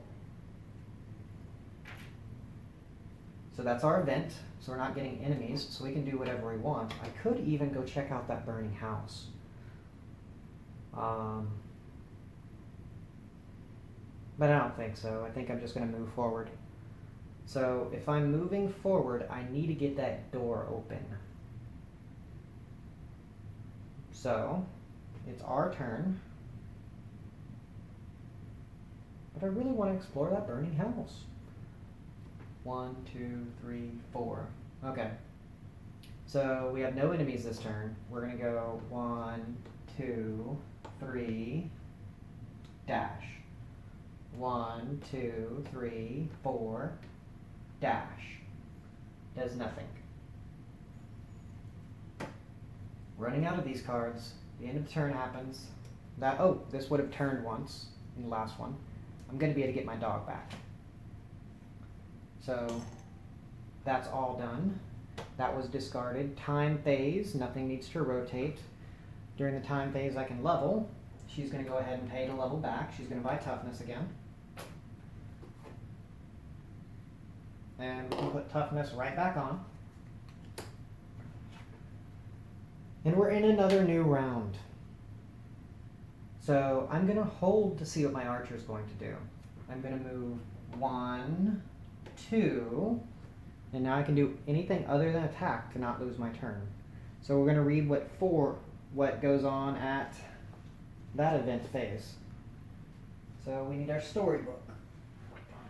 Waypoint 4. 3, 2, 1.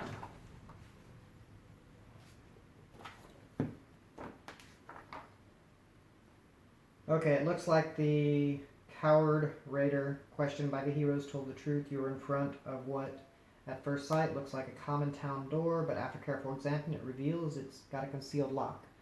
One thing I would have done in the last turn if she was opening the door was drop the key there. So she would have picked up the key. She's got the key. If the hero with the magic... if the hero has the magic token key on him, and there's at least one hero on waypoint 2, go to 332.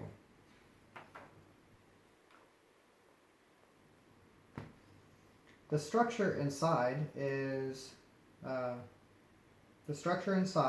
built with a long wooden. Okay, that's waypoint 4. It looks like 332. So I was going to the wrong one.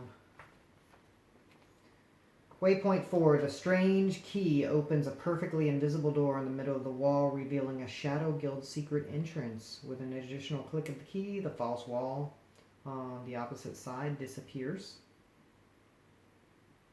Okay.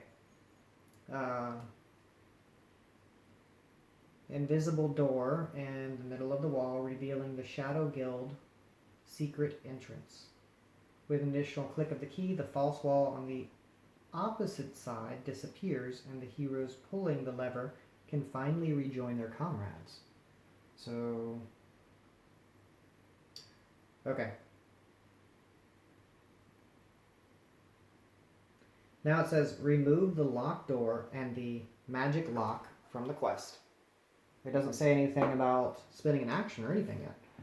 So, remove the locked door or magic. Do not draw a trap card when opening this locked door. Remove the magic key from the quest. I'm just using this as the magic key. I need to go find where that is.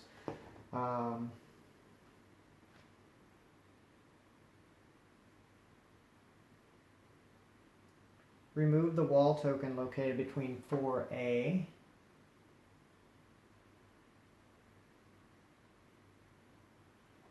and 12B. Open the shrine at 4A.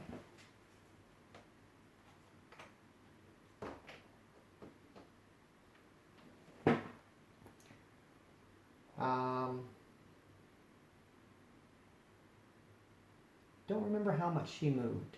She was over here. 1, 2, 3, 4, dash. 1, 2, 3, 4, dash. Okay, she's only done 2 movement.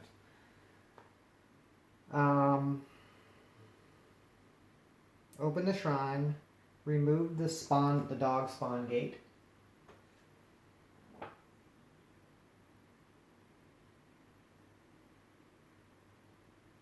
Remove waypoints 2 and 4.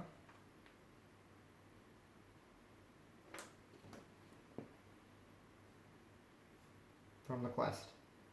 Alright. It doesn't say to open the other shrine, to open the other spawn zone.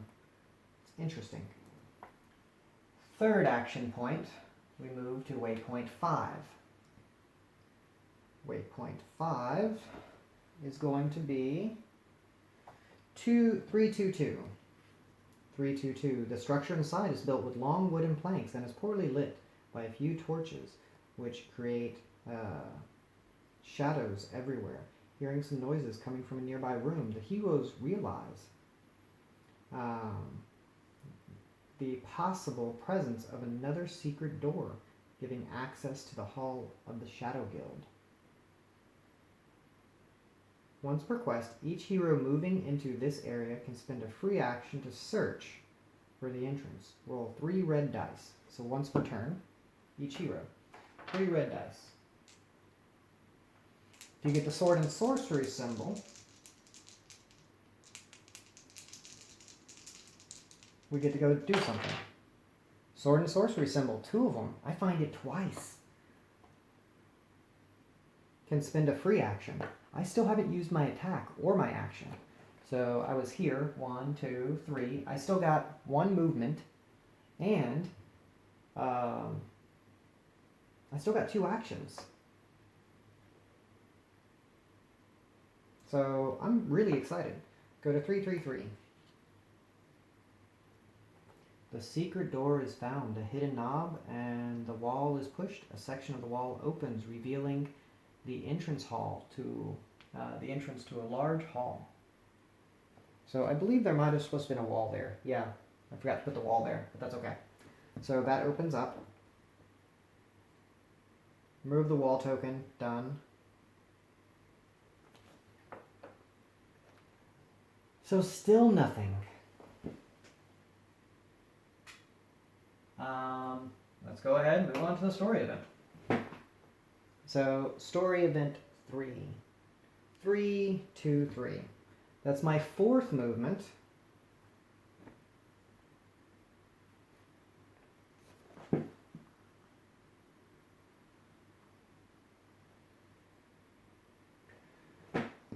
Okay.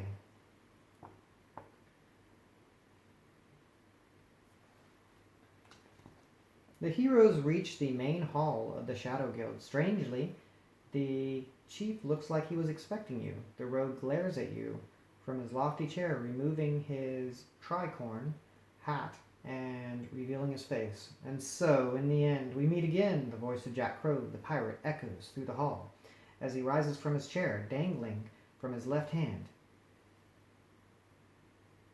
Okay. Hat dangling from his left hand. You see the whole city and all above to the beauty that is Captain Anne. I am a mere scumbag. A charming one, rest assured, but a scumbag nonetheless, who happens to have a lot of contacts. But here in the shadows, I rule. Too bad you must now discover how.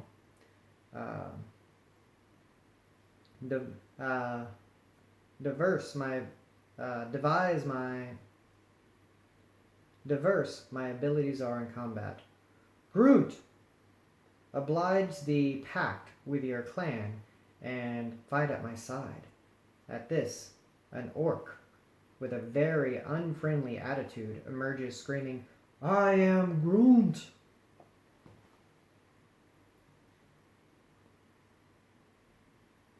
The heroes want to question him further. Go to 24. Why not? Jack replies, it is no matter of balance, my revenant friend. There are forces never to be challenged, even if you belong to a guild spread throughout the entire realm. We survive because we are very careful about that balance. And now I'm sorry, nothing personal, but I have to kill you. Go to 325.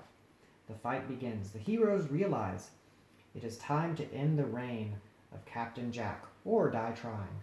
Place a Red Raider, Jack Crow, located in location E.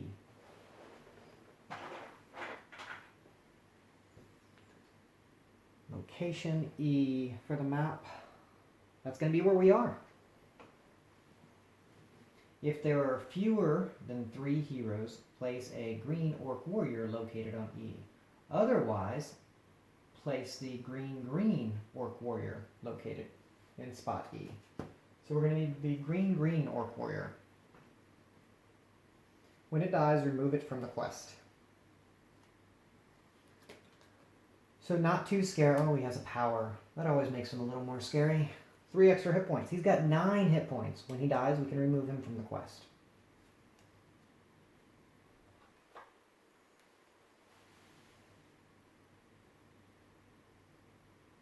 Place story event 3, revealed side up. Or story event 3. Right here. We got to put that revealed side up, so that gives us some turns. Open the lightning spawn gate. And we need the green orc.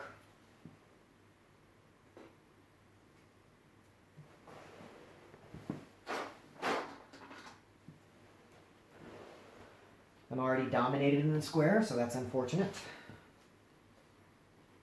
Open the spawn gate. Spawn number of players minus enemies. -1, so none. Remove the spawn gate. Nice. There are no spawn gates. Open this spawn gate. Remove the spawn gate.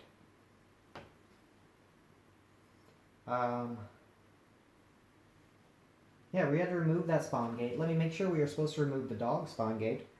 That was...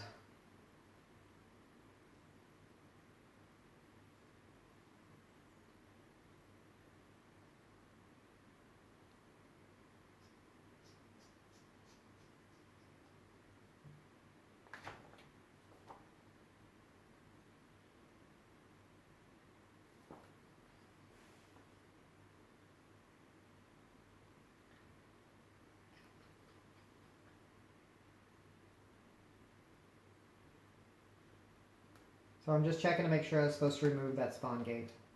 Because that means we have no spawn gates. Yeah, we have no spawn gates. So all we gotta do is kill these 2 guys. Place Raider Jack Crow. Oh, place the Red Raider. Jack Crow. Is he a boss?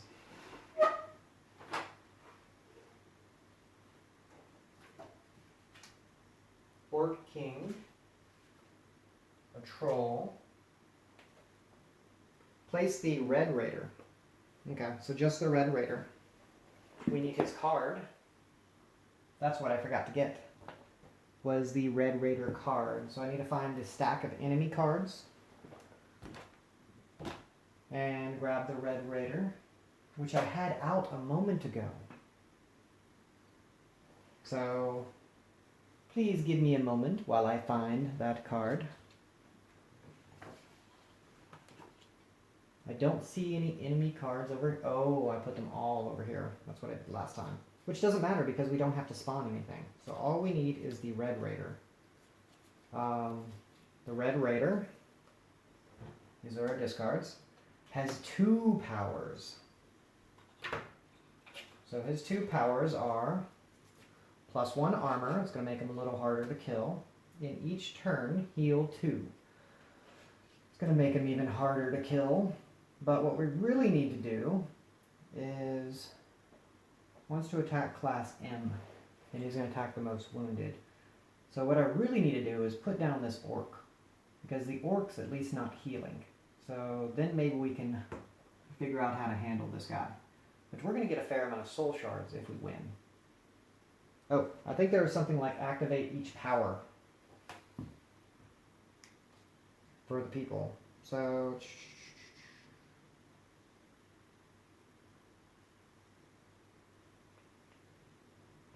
waypoint 4.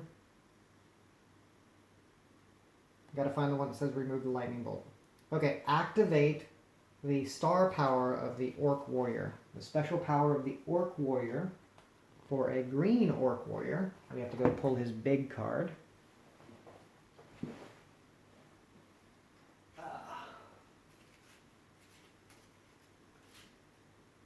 Battle Shout. All other humanoids in this area, until next time phase, everybody gets +1 armor. So they have even more armor. All other humanoids in this area. I'm guessing that means only bad guys. So everybody has +1 armor this turn.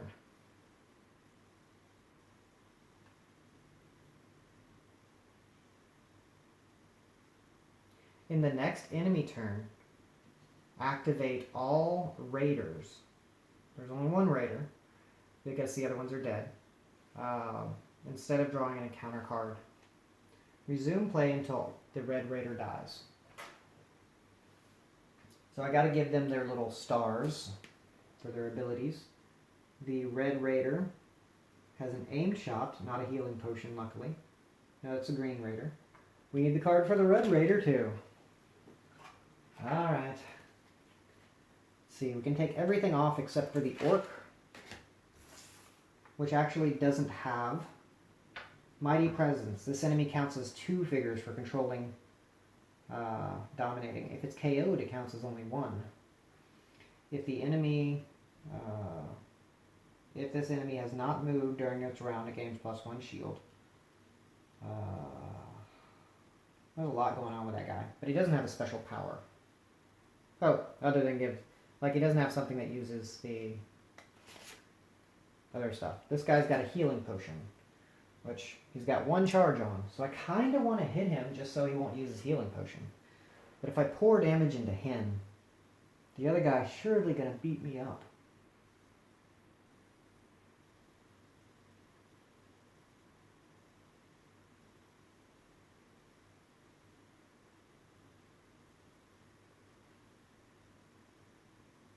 Huh. Wow.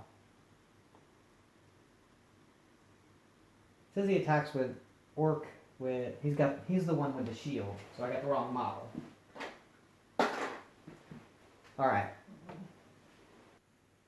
Howdy everybody. This is actually going to be the second time I play the ending of this mission. I had to backpedal to get back to this point right before the fight started, because I ran the fight and I won, but at the end I realized I was only counting the Orc model as 1 model. I was only counting the Orc as 1 model, and he should have been counted as 2. So they should have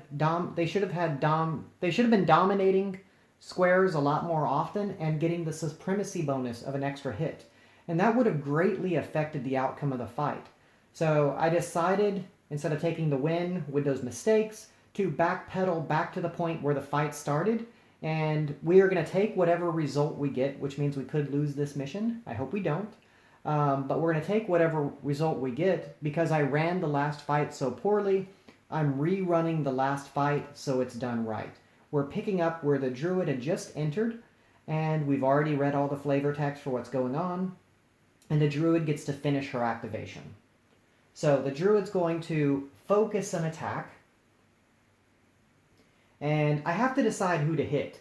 This orc has a special ability. When he hits people, he knocks them out of his cell, which isn't that bad, but then it helps them keep supremacy in that area and throw out a ton of dice. And the other bad thing about that, when you come back into that cell, the Red Raider has readiness. Anytime a hero enters the cell, unless save, he gets a free attack with a sword against them. So what's going to be happening is all the time he's going to be pounding us apart as we move in to kill him, as we move in to kill him, as we move in to kill him. And it's going to happen over and over and over and over. And that's just going to be a really bad thing to happen to us. This guy has a charge because he has his potion. And the orc doesn't have charges. My goal is going to be, even though this orc has 9 hit points, I'm going to go ahead and try to put him out of the fight. He's got a ridiculous amount of armor, a ridiculous amount of hit points. But I want to put him out of the fight so we can just focus in on that boss. Plus, I died earlier in the mission, and I lost a whole lot of soul gems. And I kind of want them back. I guess that's being a little bit greedy. But I want some of those soul gems back. So, I'm going to attack. It's going to be focused. And the person I'm choosing to attack, even though I can probably do more damage to this raider, the raider has regeneration, he's got a potion. It's going to take a while to get him down. During that time, the orc's going to be beating our face in and pushing us out of the square all the time. So even though even though he's a hard target, I'm going at him with the druid. Plus, I might get a KO on him. That means we can pour damage into him and kill him fast, even though he's got 9 hit points. So I'm going to attack with 2 reds and 2 blues. I'm focused, and let's see what we can do. Oh wow, that's great. So that's another damage right there. I have 4 lightning bolts. Because I have 4 lightning bolts, I can do a lot of good stuff. I think the first thing I'm going to do is, let's go ahead and use these 2 lightning bolts. I kind of want to KO him. I don't know, this is hard. If I KO him, his armors don't count. And he only has 1 armor. But he has this thing where if he has not moved during the round, he gets +1 shield. And he's providing armors to himself and his buddy. So he's got 2 armors and a shield. So if I knock him down, I'm going to get to do some damage. And I think that's what I'm going to go with, is we're going to go ahead and use 1 lightning bolt for KO. We're going to use 2 lightning bolts. Let's see how much damage would I be doing to him now. He's got 1 shield. 1, 2. I could make that 3, 4, 5.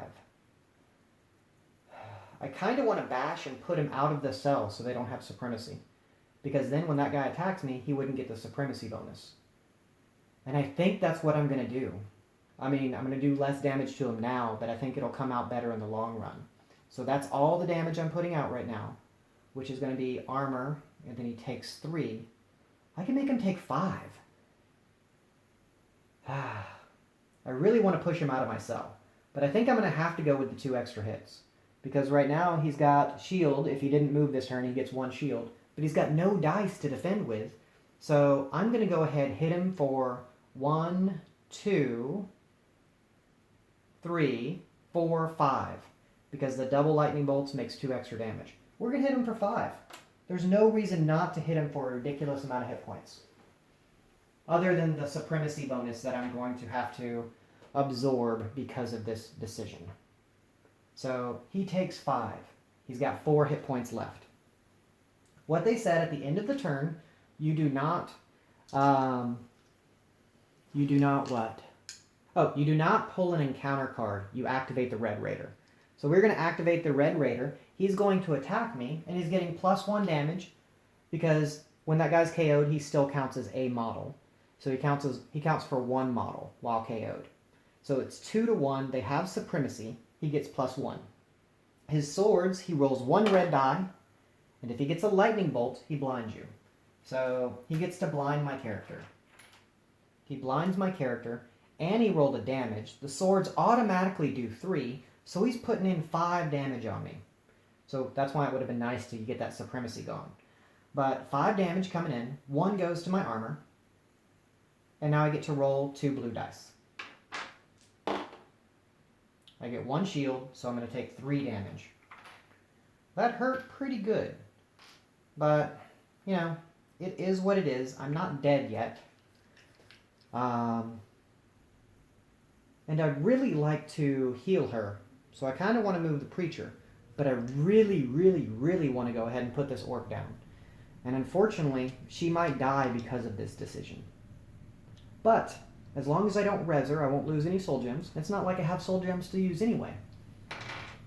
So she is done. The person we are activating next is going to be our archer. So his gem should have been up. I'm flipping it down. 1, 2, 3. I'm going to shoot the orc.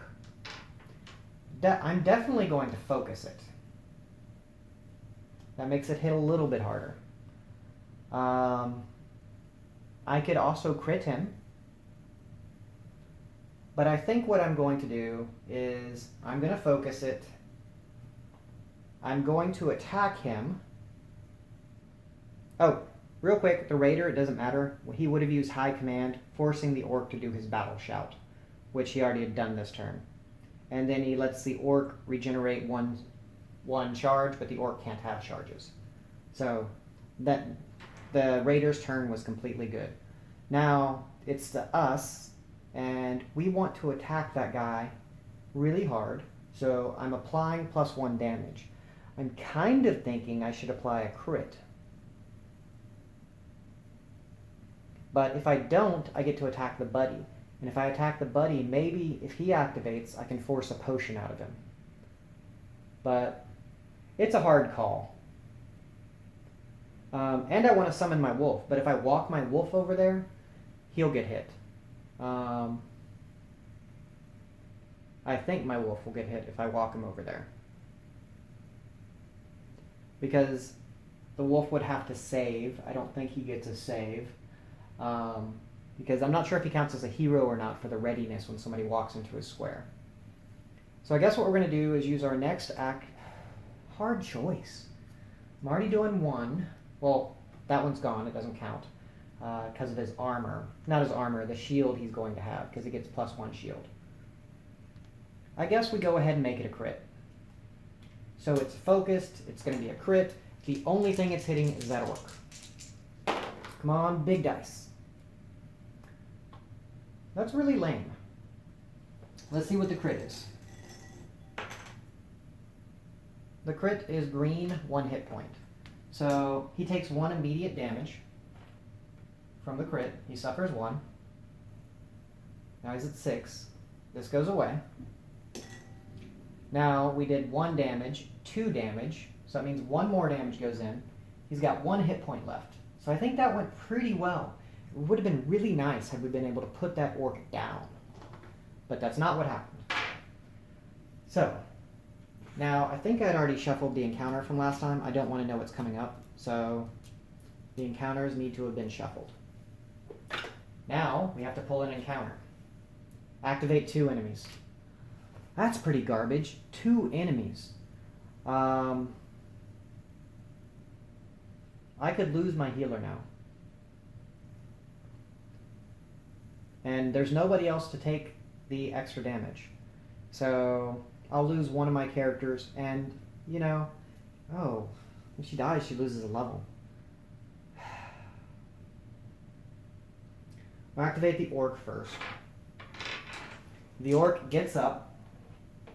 He has +1 hit due to supremacy. He rolls his attack, which is a ton of dice.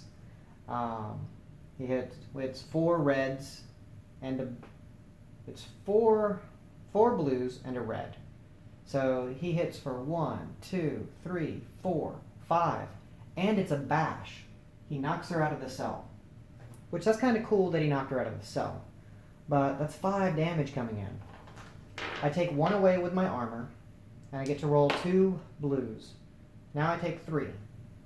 So since I took 3, that puts me at 1 hit point remaining.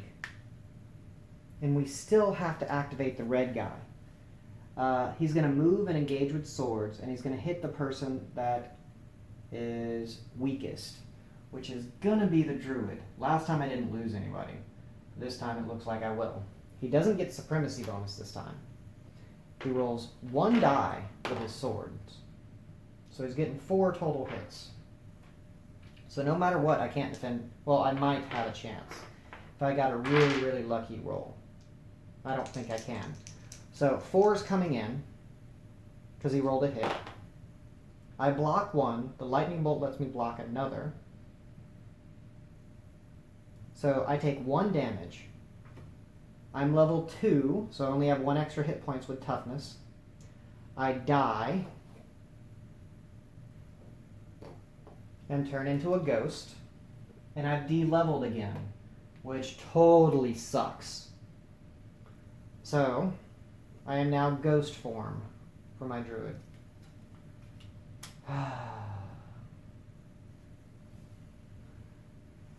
Highly annoyed.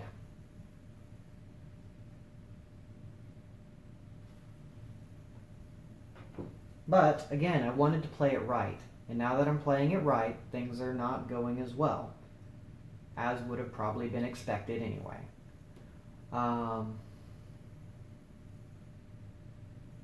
The only person left to activate is my priest, which is no point in trying to heal her now. I'm going to go 1, 2. I am now in this cell.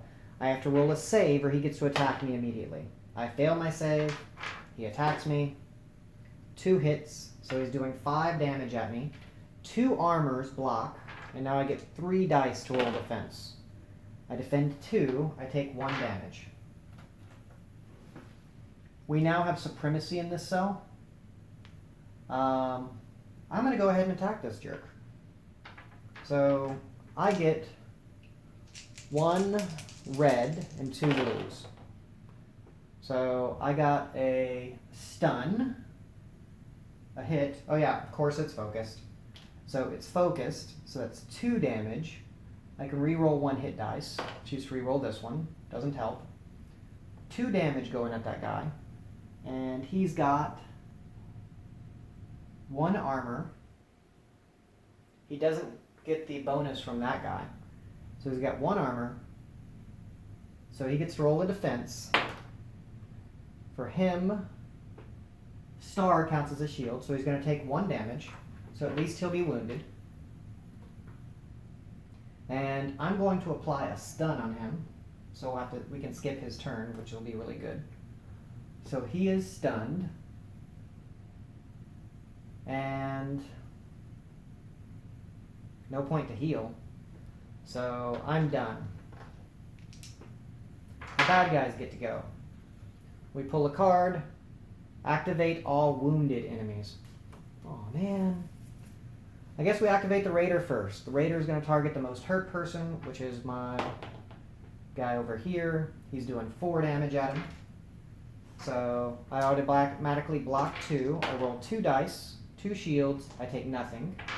That worked out well. This guy moves in here. They will now have supremacy bonus. And now this guy gets a bonus armor until next time phase because he's there. They dominate. And he's going to attack the cleric. He hits 1, 2, 3, 4. He bashes him out of the cell. So he hits 4. Wait, 1, 2, 3, 4, 5. So I defend 1 automatically, and then I get 4 dice. Shield, shield, shield. I take 1. It's going pretty good. Alright. We have activated all the wounded enemies. The turn ends. This guy regenerates at the beginning of his turn.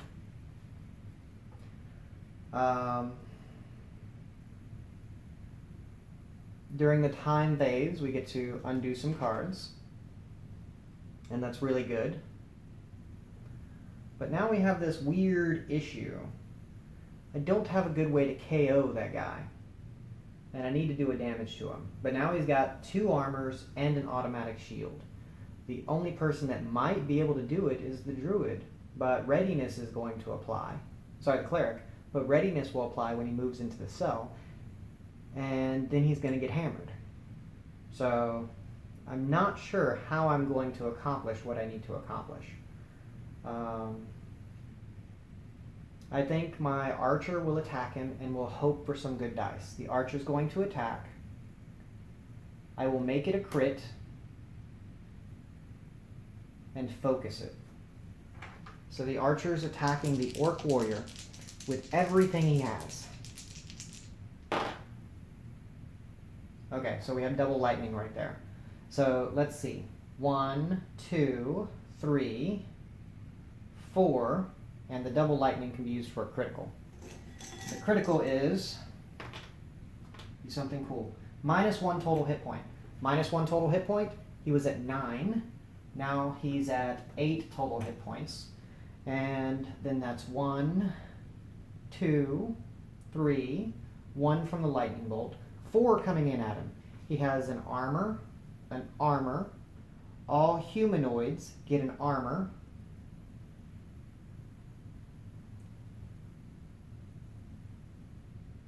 And if he has not moved this round, which he hasn't, he gets a shield. So I hit him for 4. It says all other humanoids. Okay, so that means he doesn't get that armor. So he gets 1, 2, shield. He can stop 3, but I'm doing 4. That takes him to 8. And he dies. We get tool soul shards. But I've already lost so many from de-leveling on my druid so many times. But at least the orc is gone. The orc is gone. He drops a treasure, which we'll pick up later. And we get 2 soul gems. And he's gone. Oh, during the last time phase, the event had to be discarded. So that event went away.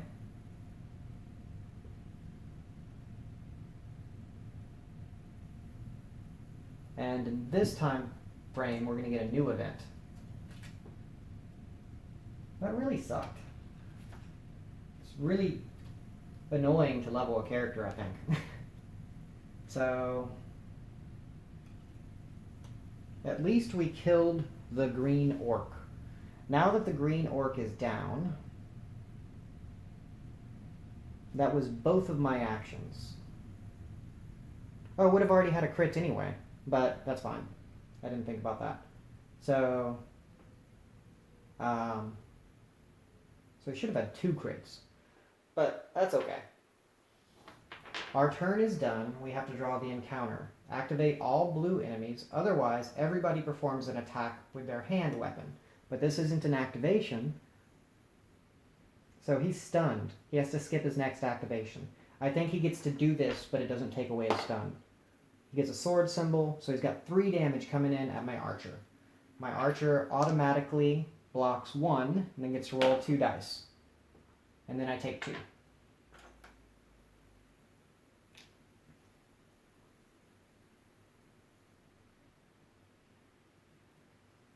Alright. Archer is activated. I guess we're going to activate the cleric. The cleric is going to first cast heal on the archer. First action.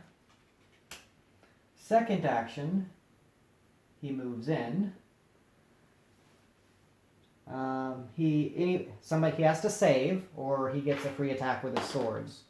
He doesn't save. The other guy gets a free attack with his swords.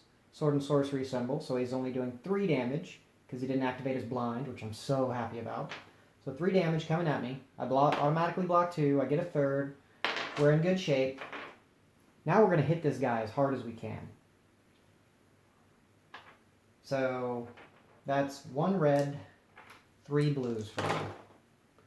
So hit, hit, hit. I got 2 lightning bolts. He's already stunned. So I'll use 1 lightning bolt to re-roll this guy, which doesn't help. This attack was focused because I had an extra action. So 1, 2, 3, 4 damage coming in. This guy's got 1 armor, and he gets to roll 2 blues. And it is a star as a defense for him. He didn't roll any stars, so he blocks 2 total and takes 2. I haven't done a ton of damage to him. He'll regenerate from what we just did. So now we have to use the druid. The druid's going to move over here. Slow's really not going to affect him, I don't think. Let's see. Slow. May only perform the first sentence. Activate during its next activation, but will only perform the first sentence. But his next activation is going to be skip, so I'm not sure if we'd hold that to the next activation. So I'm not going to bother slowing, but I will step out. I might res in the next time phase.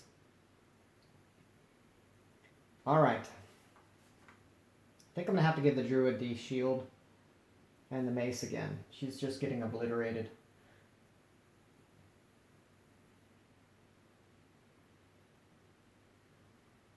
Alright. And Ghost Souls do not activate enemies. I already believe I checked this over another time, but I just want to make sure. So we need to look up Death,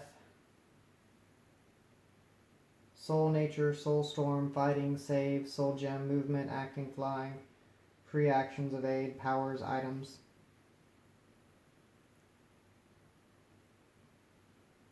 Soul Activities.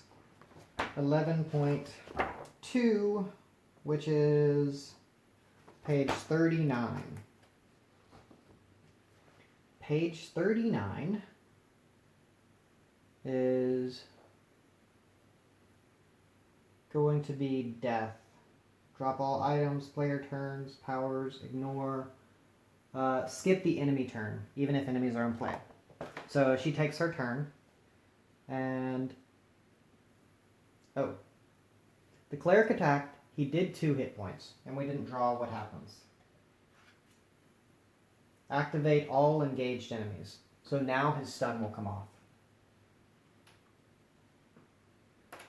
His stun comes off. He loses his turn. The druid activates by walking over to the shrine. Maybe I'll res her, maybe I won't. I kind of don't want to pay the 1 soul gem. She's lost us so many soul gems because we can't get her leveled.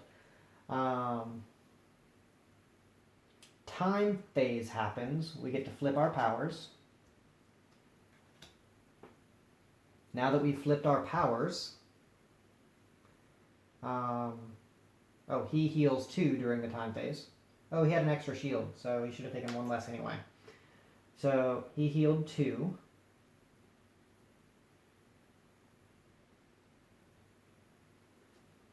And I think we're not going to pay the soul gem. The healer and the archer are going to try to take this out. During the event phase, based on hero active soul, the last person to go was a neutral. I get to choose an effect. 1 enemy suffers an HP, or we heal 1 hero 1. I'm going to heal 1 hero 1. Then the time phase happened. Now we're in a new round. I chose not to res the druid just because at level 1 she might die again. I just don't want to throw any more money, any more soul gems at her right now. We have supremacy. We're going to go for it. We can hope we can do something good out here. I really want to summon the dog, but I don't know if it counts. I don't know if it counts as a hero and he'll just get to readiness and kill it automatically. So we're going to activate... Let's activate the cleric first because he might stun him. So the cleric has +1. He focuses, which gives him another +1. He casts heal on himself. Just because might as well stay topped off. I don't want somebody else going back down to level 1. So he's focused. We have supremacy. He gets to roll his dice, hoping for a good roll. Hit, hit, no hit, no lightning bolts.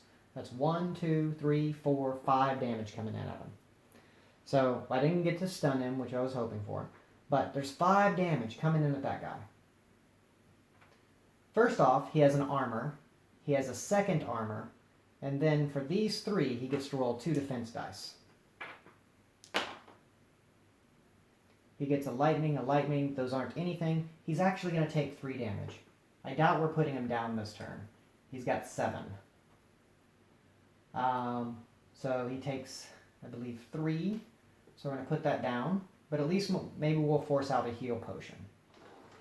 So... activate enemies. No enemies activate during this phase.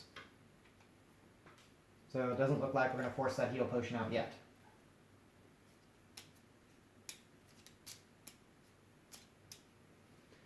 The archer is going to activate. I'm going to make it a crit, and I'm going to focus. Dominance, focus, and as long as I roll at least 1 damage, it's going to be a crit.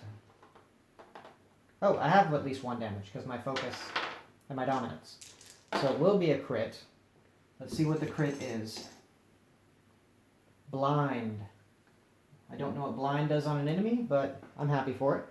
So we got 1, 2, 3, 4. I can use the lightning bolt for an extra damage. We got 5 damage coming in at him. Armor.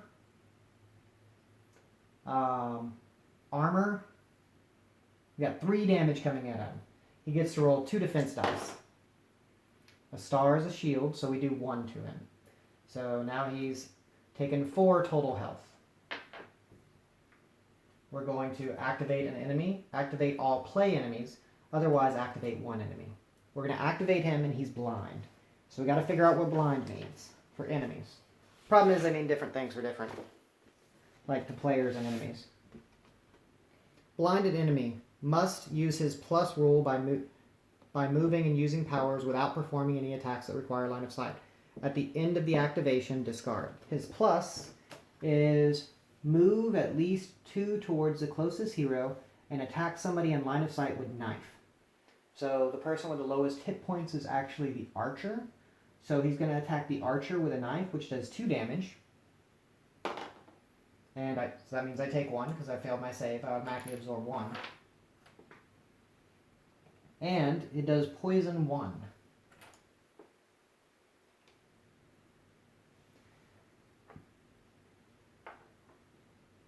So the archers went. This one's went. He's no longer blind. So she's going to move in and Soul Shout. Her Soul Shout is a slow. This is going to help try to prevent him from using his healing potion. Sword and sorcery symbol. She didn't roll what she needs. We failed the slow. We don't have to activate enemies on her turn. So we're done. The time phase will occur. This happens. My poison ticks off for 1, doing a 2nd damage to me. During the time phase, he heals.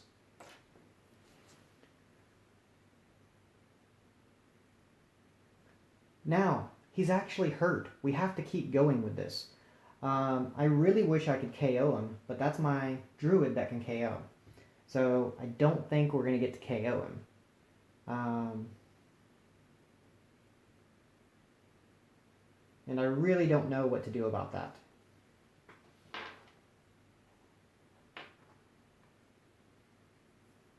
I don't know that I drew a crit for him. It's okay, I missed it. That's my bad. We're going to go ahead and attack with the cleric again.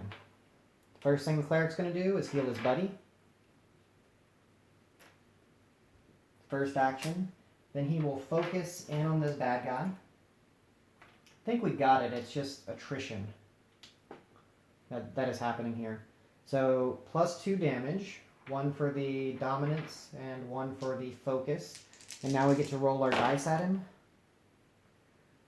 Looks like at least we're putting in a fair amount of damage. He's probably going to soak up a potion though. But that's fine. I get to re-roll any die. I'm going to go ahead and re-roll this one with my lightning bolt. It didn't help. I'm doing 1, 2, 3, 4, 5, 6 damage at him. So 6 damage is coming at him. Armor, armor. Now he gets to roll 2 defenses. He didn't get a star. So there was 6 damage. He stopped 3. That means he takes 3. So there's 2, and there's a 1. But he no longer has a status effect on him, so I'm pretty sure he's going to drink his potion, which is going to suck. Activate 1 enemy. Otherwise, spawn 1 enemy. We have to activate him. He's going to attack the person with lowest hit points, which is our archer. He attacks. He gets a dog, so it's just 3 damage. I'll go ahead and automatically block 1. I block another. I take 1 damage. He does his high command, which doesn't do anything because there's not other enemies. Then he uses his healing potion, which heals him for 4. But at least that potion's gone now. Now we get to activate the archer. The archer is going to focus. We have supremacy. Let's go ahead and draw a crit. I did crit him last time. Ooh, 2 damage. That'll take care of everything he's going to heal in the next time phase. That's 2 damage automatic. And now we're going to roll the rest of our attack. Ooh, the rest is good. So that's 1, 2, 3, 4, 5, and then a 6 from a lightning. He absorbs 2. Now he gets to roll 2 defense. And he rolls 1 bash. That gets him another 1. So he still takes on another 3. So he now has 6 damage on him. And his healing potion is gone. Hopefully next round we kill him. The druid is going to do nothing because Soul Shout's not going to bother him with the slow anymore. So, because he's already out of his potion, and his first sentence is move to, oh, it's move to engage. It says do the first sentence. So I'm going to cast Soul Shout with my druid. And looks like, oh, I can't do that yet. It failed anyway. We'll remember it fails. We have to activate 1 enemy. Activate all red enemies. So he's going to attack the archer. He gets a blind. So the archer is now blind, which is going to make things a little worse. And he has a damage, so there's 4 damage coming at him. He blocks 1 automatically, and it looks like he's taken 2. So 2 damage coming in. He's not dead. It's not the end of the world. Being blind does suck, though. The druid goes. We already rolled. I failed to slow him. Now we flip a time phase card. Spawn enemies. We can't spawn enemies. There's no more spawn gates. So activate the closest enemy to a hero in highest rank. So the closest enemy to a hero is that guy. So he gets to attack again. He might kill my archer. He's going to blind him, and he's rolling 4 damage. I automatically block 1. And then I block another 2, so I take 1. The archer's almost dead. This is really bad for business. Now the time phase happens. We do this. We unflip our crit that we should have used. And now it's back to our turn. I don't want this guy... Oh, during time phase, he heals. So he has 4 damage on him now. I'll just turn those 2 ones into that. Alright, I really have to take care of the archer.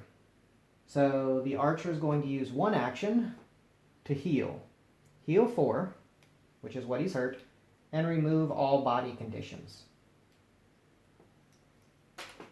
So now he's in decent shape. I want him to be the target in case somebody has to get blind again. Since the cleric hasn't activated yet. So I'm going to focus. That's going to be +1, +1. I can't pay for the crit this time. So all we're doing is doing a focused attack. And I got a hit and a lightning bolt. That means I'm putting out 4. 4 is definitely not as hard as what I hit last time. So 4 is coming in. He automatically blocks 2. He gets 2 defense rolls. And he takes 1 damage. Not enough to put him down. Now we get to pull a card. We're going to activate him, I bet. Activate all enemies at full health. Otherwise, they use their power. Use high command. Every other person regenerates a charge. That's amazing. That did nothing. Now we use our cleric. Our cleric's going to focus his attack. That's all he's got. He's going to focus his attack. So when he focuses, that means we're going to have 1 from focus, 1 from supremacy. Oh, good. This should kill him. That's 1, 2, 3, 4, 5, 6, 7 damage coming in. He blocks 2.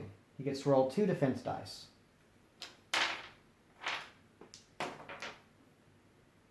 He defended 1.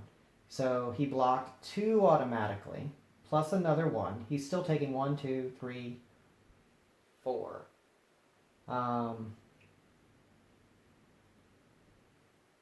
That's pretty good.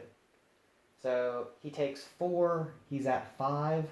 That means 9 damage total. So even if I had forgotten to heal him once, which I don't think I did, that would still be an overkill of 2. So we're safe there. We kill him, we get 3 shards, taking us up to 5 of these. First thing we're doing the next mission is re-level. She gets to res for free at the end of the mission. Everybody does. So we get to res her for free. We don't have to pay that. This will pay to get her back to level 2. She's back to level 2. She chooses the toughness again. And now we get to read what happens in the storybook. In the storybook, the ending. Combat ends as soon as Jack falls under the blows. The surviving members of the guild disappear into the shadows, leaving the dying chief in the hands of the heroes. The heroes speak to Jack. Why? Why did you raid your own city? Why alliance with the gremlins and the orcs? Speak now! Jack rasped out some words. I'm sorry, but I still fear neither death nor you. Your enemy, however, terrorizes me, even in my current condition. The active heroes decide if they have neutral choices. Let him live or deal a killing blow. We're a pretty good party. We're not going to kill a man that's not defending ourselves, that can't defend himself at this point, so reluctantly we choose to let him live. The heroes help Jack stand up with the intentions of letting him live to assure he will face justice. He rises. Jack pulls out his hand out of his jacket and throws a handful of thin dust into the air. Note, take note of your choice. Quest 3, Mercy, for future reference. Go to 329.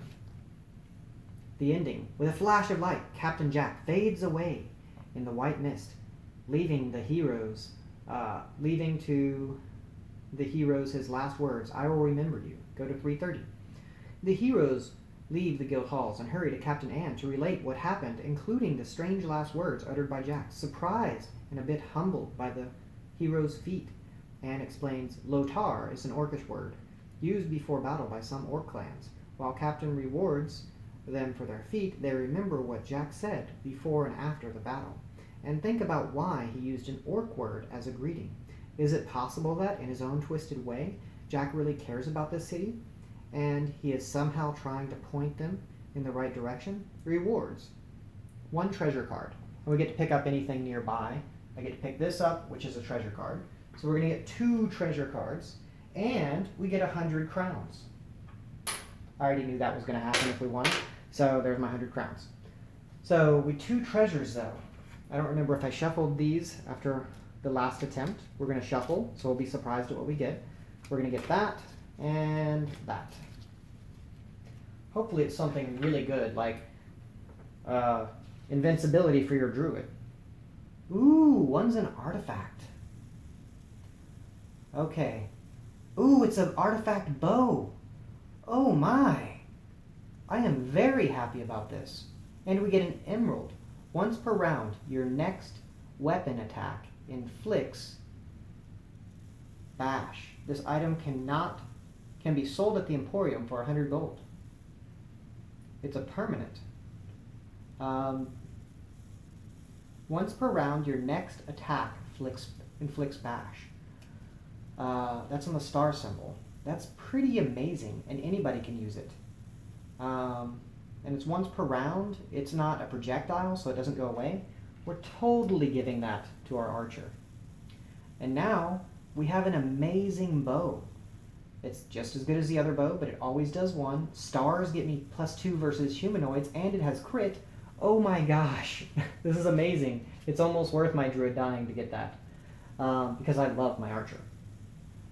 I just wish I had picked a better skill than this lightning bolt passive thing. But, you know, whatever.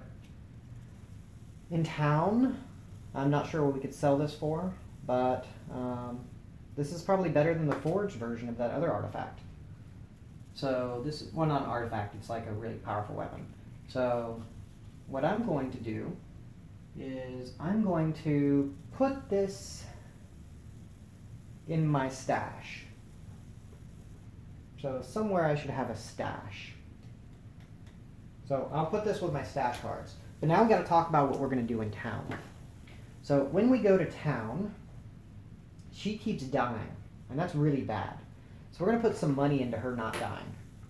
How we're going to do that for this next mission, because I'd really like her to level up this next mission, because the cleric is holding his own. We're going to spend 50 gold at the Emporium to upgrade her hammer, so it hits harder. We're going to upgrade her standard leather. Why is she wearing leather? I think we have something better in the forge, because he had some armor that had some... I think we have something better than that. So right now we're doing shopping. So let's wait before we do this, I guess. Let's add up all our money that we got.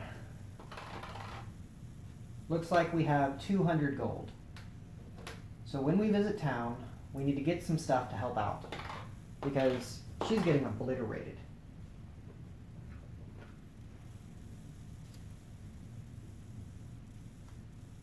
Alright, we could get her a shield, but it's got the wrong symbol. I'm also going to pass her some healing items, some potions and bandages. You know what? Oh, but she's going to drop it when she changes into bear form, if she ever can change to bear form. She's going to pay 25, and we're going to buy her a healing potion to carry around.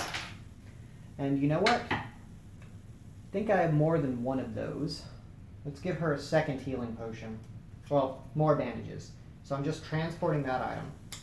And now I'm looking to see if there's anything else I should buy, because I'm tired of her dying.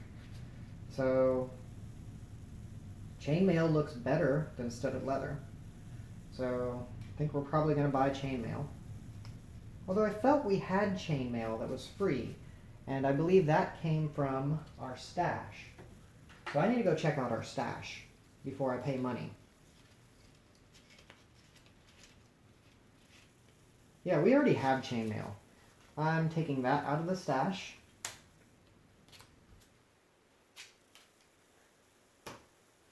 And let's see, if I upgrade my chainmail, how cool does it become?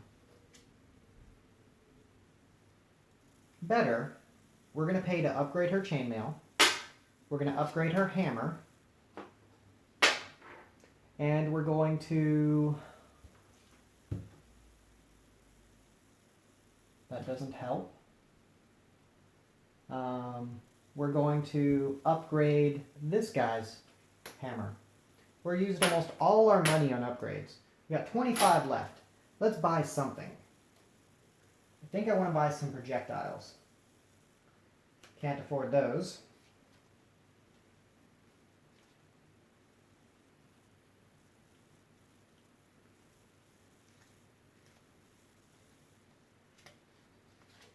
Okay.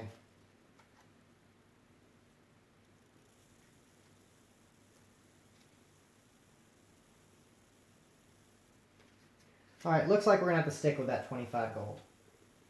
But that's okay. So we're staying with that 25 gold. And that concludes everything. That's our visit to the Emporium, re-gearing our characters, finishing everything out properly. And I think we're in good shape. Thank y'all for watching.